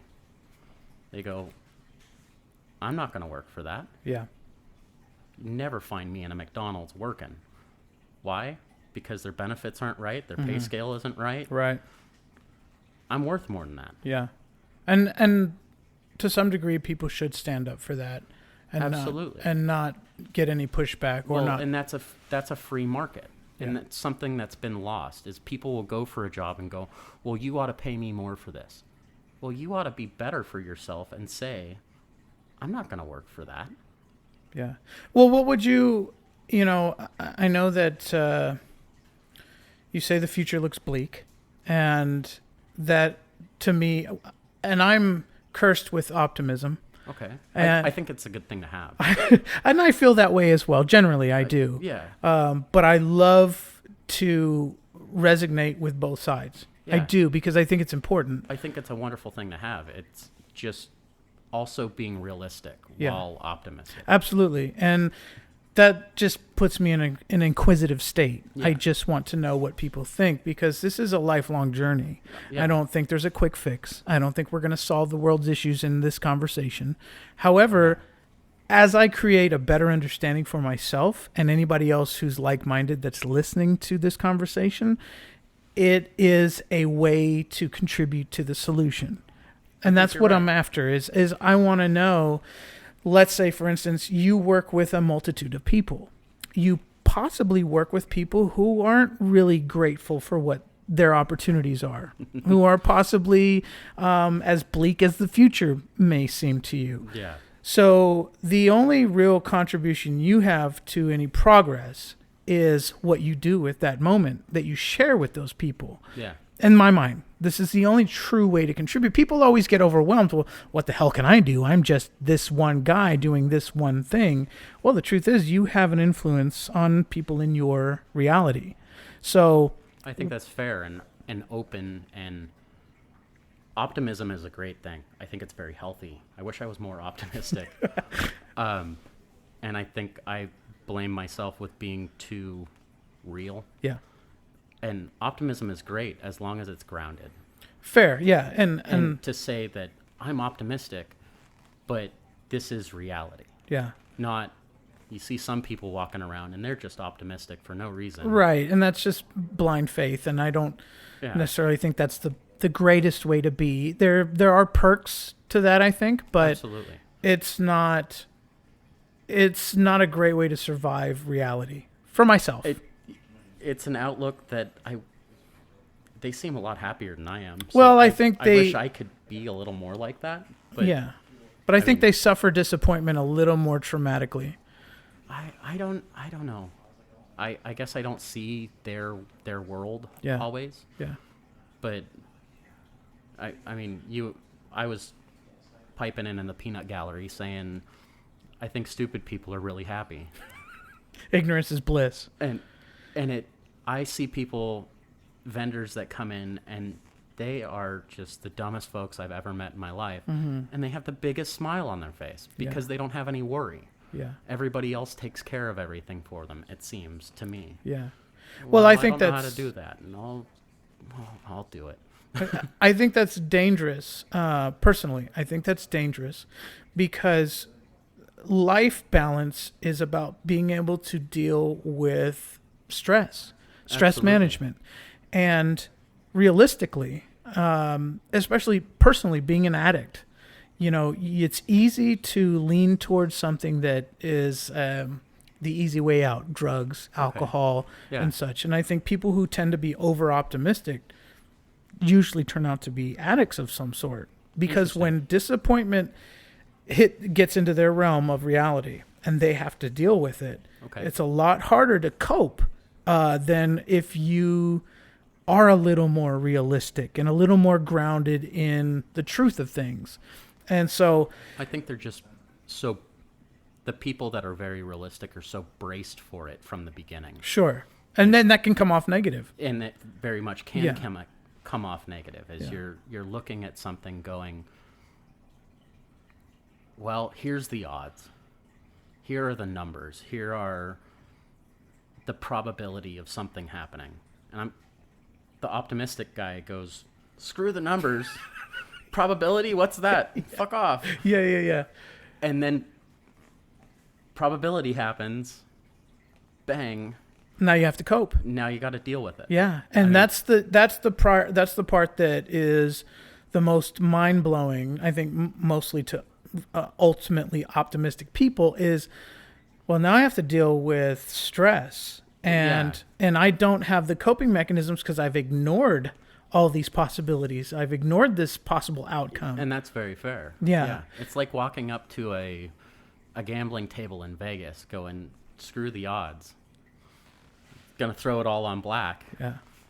And then you walk away with no money and go, oh, I should have paid attention to the odds. Yeah. The problem with that is that, Or if they don't even pay attention to the odds after the fact and go, well, that's life. yeah, and so the issue I have with that outlook, which is a very real position to take, right, is when you leave the table, you don't just go back in most cases, you don't just go back into a room with yourself. You go into a family, or you go back into a community, or you go back to work where you need to be the best you in order for that community to thrive.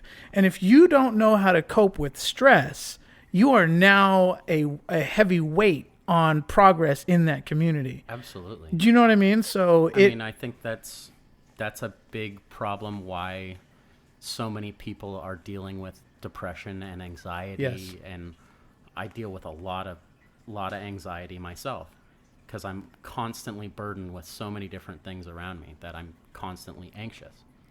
And I have this huge anxiety weight on me. But it's so common. People I talk to, women I've dated, all of these different folks, depression, anxiety, all these coping mechanisms are gone from people in 40 and below. yeah, We haven't had to deal with the real hard-hitting Vietnam yeah. and the U.S. depression and all this different stuff. It's interesting, and it's all missing. And the modality of sweeping problems under the rug is such a traditional and popular way to deal with it, especially in masculinity. Absolutely. In the world of being a man from an older version of the world, we deal with trying to carve out a new way to handle manhood, essentially, right? So to me, like, I'm trying as an optimist, I now take responsibility. The self-awareness, right? The realm of self-awareness brings a sense of responsibility. And I know it's all Spider-Man-ish, right? Yeah. It's great responsibility with great power. However, I used to subscribe to the ignorance is bliss thing. Like, the less I know, the happier I'll be. That's only one Sometimes. side of it, right? Yeah. But now I know, and I can't ignore the fact that I know. So what do? Well, I embrace this. Okay, well, if I'm going to embrace this, now I'm responsible for anybody I come in contact with. I choose to participate in modern society. I choose to live at the address I live at. I choose to go to the workplace I work at. Yeah, I am here to benefit my community. absolutely. Well, I need to be responsible with that energy, that effort, right? Yeah. So I need to be able to be open and vulnerable to look at all sides, good, bad, and different. All the negatives have to come with the positives. I can't just ignore, because then I'm just the same issue that I'm having a problem with. Absolutely. Right? And as we were talking, I mean, the topic started on balance. Mm-hmm. And now we've gotten to masculinity. And in that, you get the way men were before, that were totally shut off and completely masculine and hiding everything. And that led to different issues. That led to heart attacks, and that led to gallbladder issues and ulcers and all these different things, and just suicides. And now we've the pendulum have swung to where we have these unmasculine men that aren't able to cope with all the issues in today's world. It's the complete opposite side of the pendulum. Yeah. And I think there can be a balance. We just haven't. I'm hoping that someday we can get to that, but I don't know that that's possible. I don't know that that's capable. Okay, so let me shine a light in seemingly a dark space that you're Okay. looking at. It's very simplified in how I'm going to express it. The best way to deal with personal issues, whether it's on a general spectrum that all men deal with or a personal issue, is to talk about it. Absolutely. Therapy was invented and justified in its own process, right?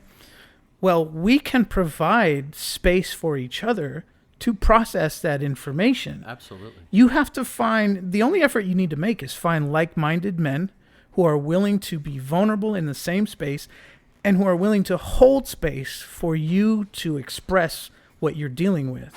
That's how you grow. That, in my mind, and I've experienced this personally. I've gone through group therapy. I've gone to what's called it's a men's group, and it's called the Mankind Project, and it's specifically a space where men get together, they meet, they open up that vulnerability so that you can process through your shit, right? And to kind of boil it down into this conversation is, I personally believe and subscribe to this thought process where you open yourself up.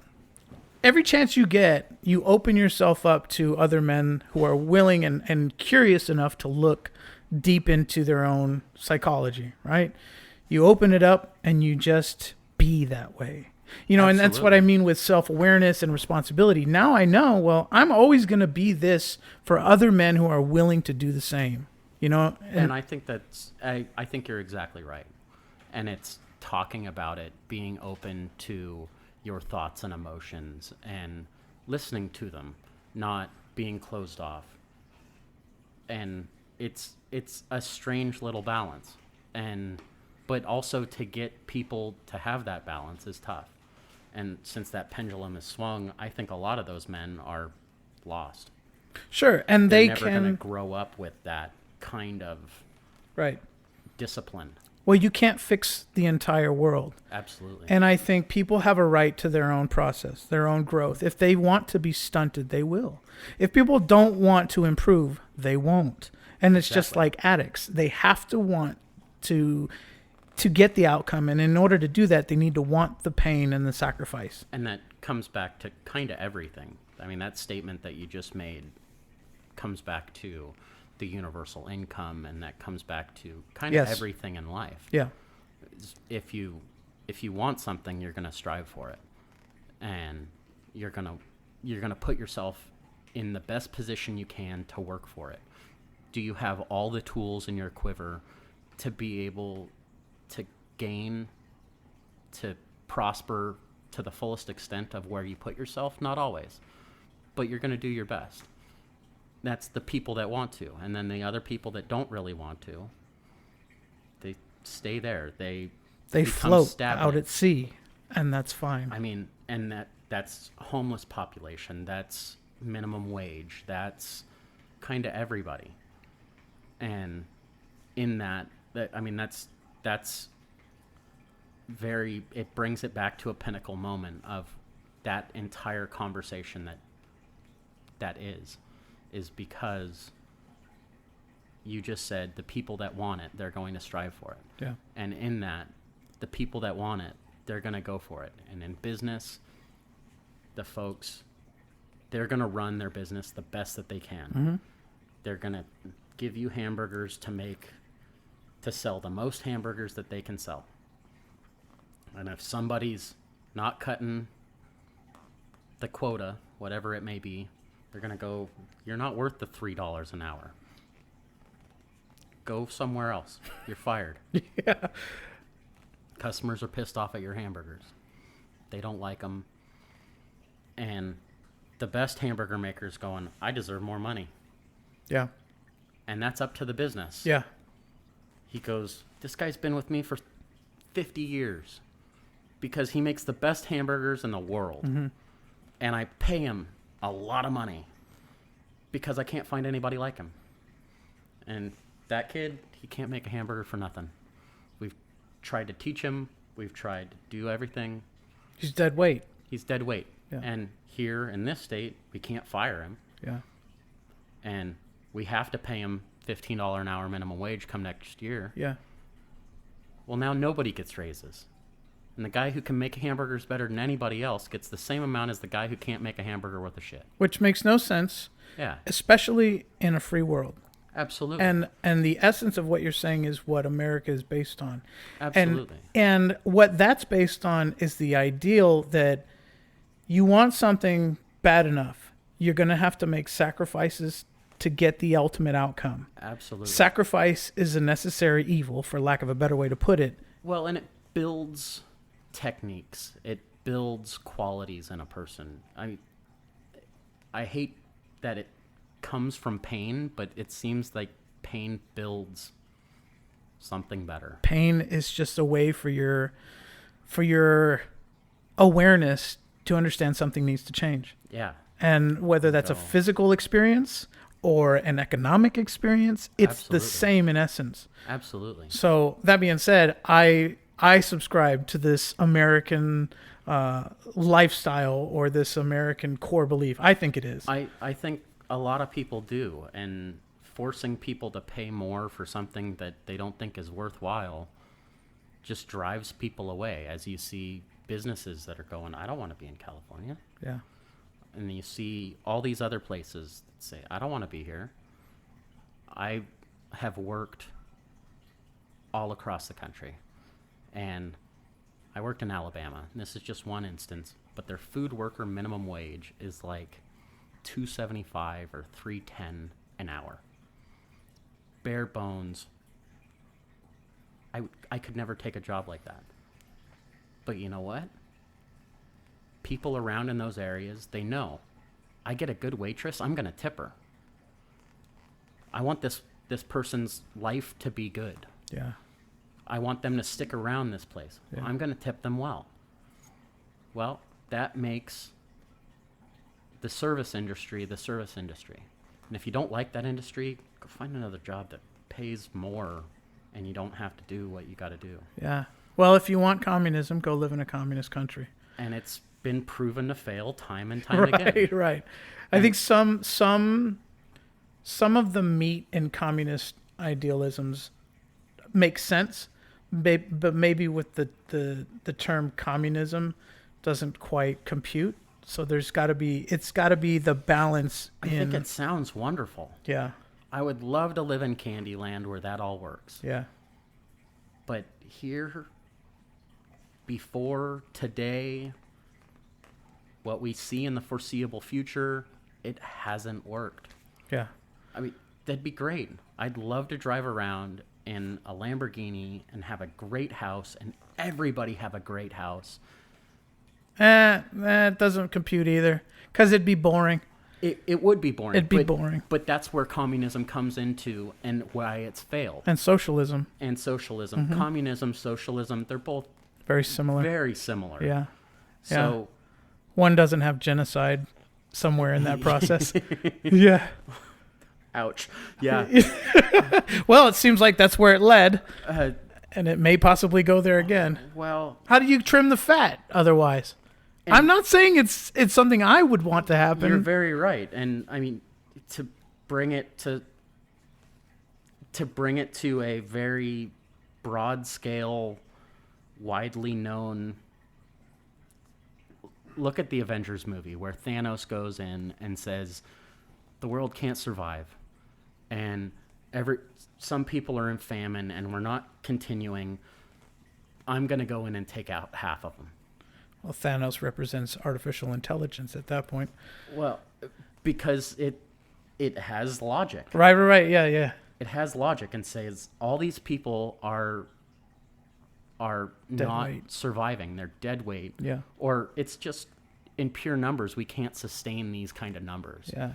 So That's where math gets tricky. yeah, and in communism and socialism, you have these vast numbers where we need to ration everything out. Yeah. Well, now everybody's miserable. Right. So where's the So, balance? Do you want to have some great people and some people that don't have the desire to be great? Or do you want everybody to be horrible? Yeah, or everybody to be miserable. Everybody to be miserable. There's Yeah. no drive. There's no reason Yeah. that... So I think that the real truth of the matter is it's unfixable.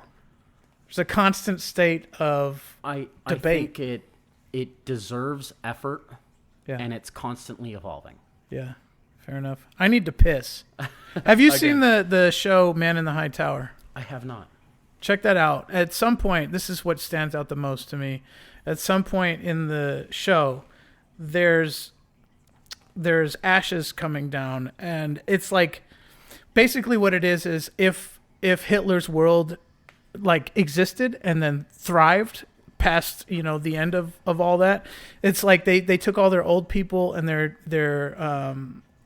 degenerates, and they just Offed them. they put them in the ovens, yeah. Which is basically what we were talking about. Yeah. How to trim and the fat. I mean, Wait, that's not how you're supposed to do that? I mean, Wait, what? it sounds great on paper, I thought it worked. Well, and mathematically it works. and mathematically it works. Yeah. And you, Well, you could just put them in the trucks while they're driving and kill them. You don't even have to take them to a facility. well, then you just route the hose for the CO2 to go back into the cab. Right into the box. Do you ever listen to John McGinnis on KFBK? It hasn't been on purpose. Okay. Yeah. 93.1, John McGinnis at 3 o'clock. He has this weird little thing, and he's very articulate. Okay.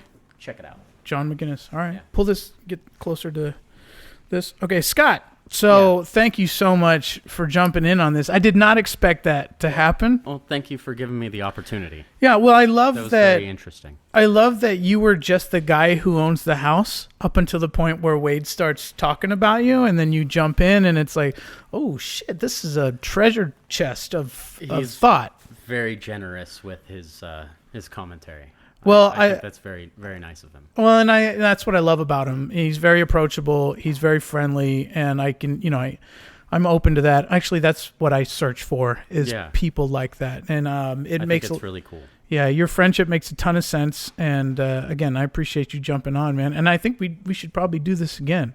I'm definitely open to it. I Okay. mean, you've been great around the house, and Yeah, I haven't touched a lot of stuff that I wasn't sure about. Wade has a big old smile on his face, and Well, he went to the bathroom with me, so that's I mean, why. everybody needs a yank, right? Yeah, absolutely. Yeah, and yeah, you guys are great yanks. Wage, the universal wage. Absolutely.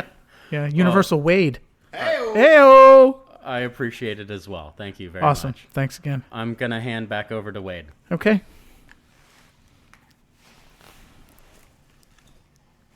Do what? Pinch it? It's recording. I was gonna say, you could pause it while I get in the chair. Oh, You gotta I can readjust edit it out. Oh, Yeah, it's no okay. big deal. Yeah, it'll be just like a pause. Digital age. Yeah, no worries, man. What is this newfangled thing Got you covered. called digital audio recordings? So anyways, I keep good company. you definitely do. I want to give you a compliment in order to kind of wrap up the I'm going to podcast. turn red on you. And then also to extend the same invitation to do this again, because I think you've got a lot more to say. And We haven't even started on like more of my family. well, you seem to be a bit of a historian as well, and I like that about you. You seem to be interested, naturally interested in history and what that has to offer your perspective. So I like that you use that to fuel your inquisitiveness with people. So I'm down for the cause. But I guess to open-end it with you, is there anything what would you change about... What would you change about the merge situation, the merge lane, if you could? I think we should have some kind of signaling system to tell people when they're doing it incorrectly. Okay. So they know. Because I have often thought of putting a sign that says, to merge, or, fast people on the left, slow people on the right. Yeah. Because if we work together, Yeah. we all get to where we're going at the speed we want. Because I don't want to do 55 in the speed lane. Yeah. And for some reason we forget this, and everybody wants to go, okay, well, we're all going 55 now, so please slow down. And I'm like, I don't want to. Yeah. I paid too much for this car to go this slow. Yeah. But no, thank you so much. It's been a really blast. This is the first podcast I've ever done. Awesome. I listen to them all the time, Yeah. and it's cool to actually get a chance to express an opinion. Yeah. Even though I'm very fluid, I do have opinions, and I really appreciate the opportunity to do this. Yeah, for sure. Well, I think you're a great person. I enjoy I your think you company as well. and I've been looking forward to getting to know you. You know what I mean? Like we've always in passing, we're always like, "What you got today?" And Oh, wait, then- you can't get to know someone in 5-minute passing periods? Well, I think we have established some getting to know, and I think you offered up an energy that was very welcoming, and we're gonna do this again. Let me just leave it at that. All right. But otherwise, thank you. Well, thank you. Yeah. All right. Bye. Bye.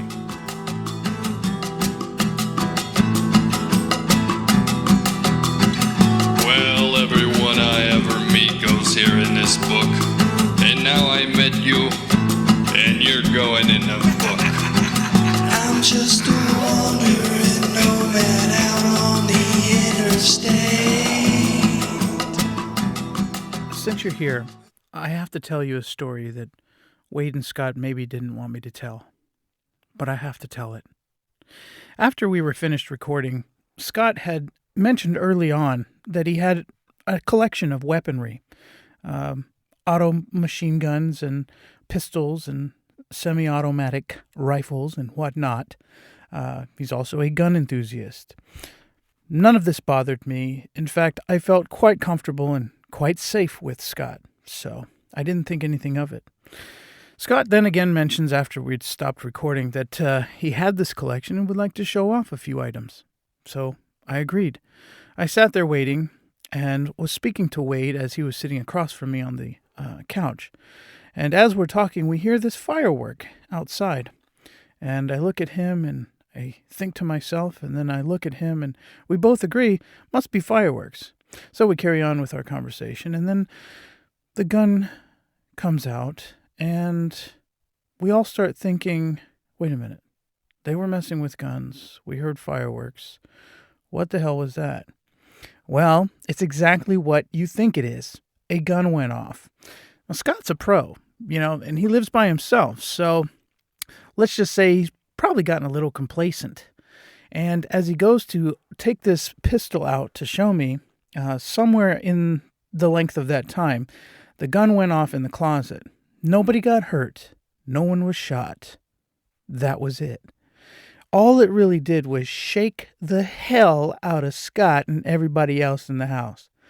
Because weapons are dangerous, and safety cannot be taken too serious. It's just not possible. So, respect danger, folks. That's what I'm saying. Respect danger, and everything will be fine. As long as you do that, you can do whatever you want. You guys, I love you so much. Please be safe. these roads just end up looking the same. I'm just a wandering nomad out on the interstate.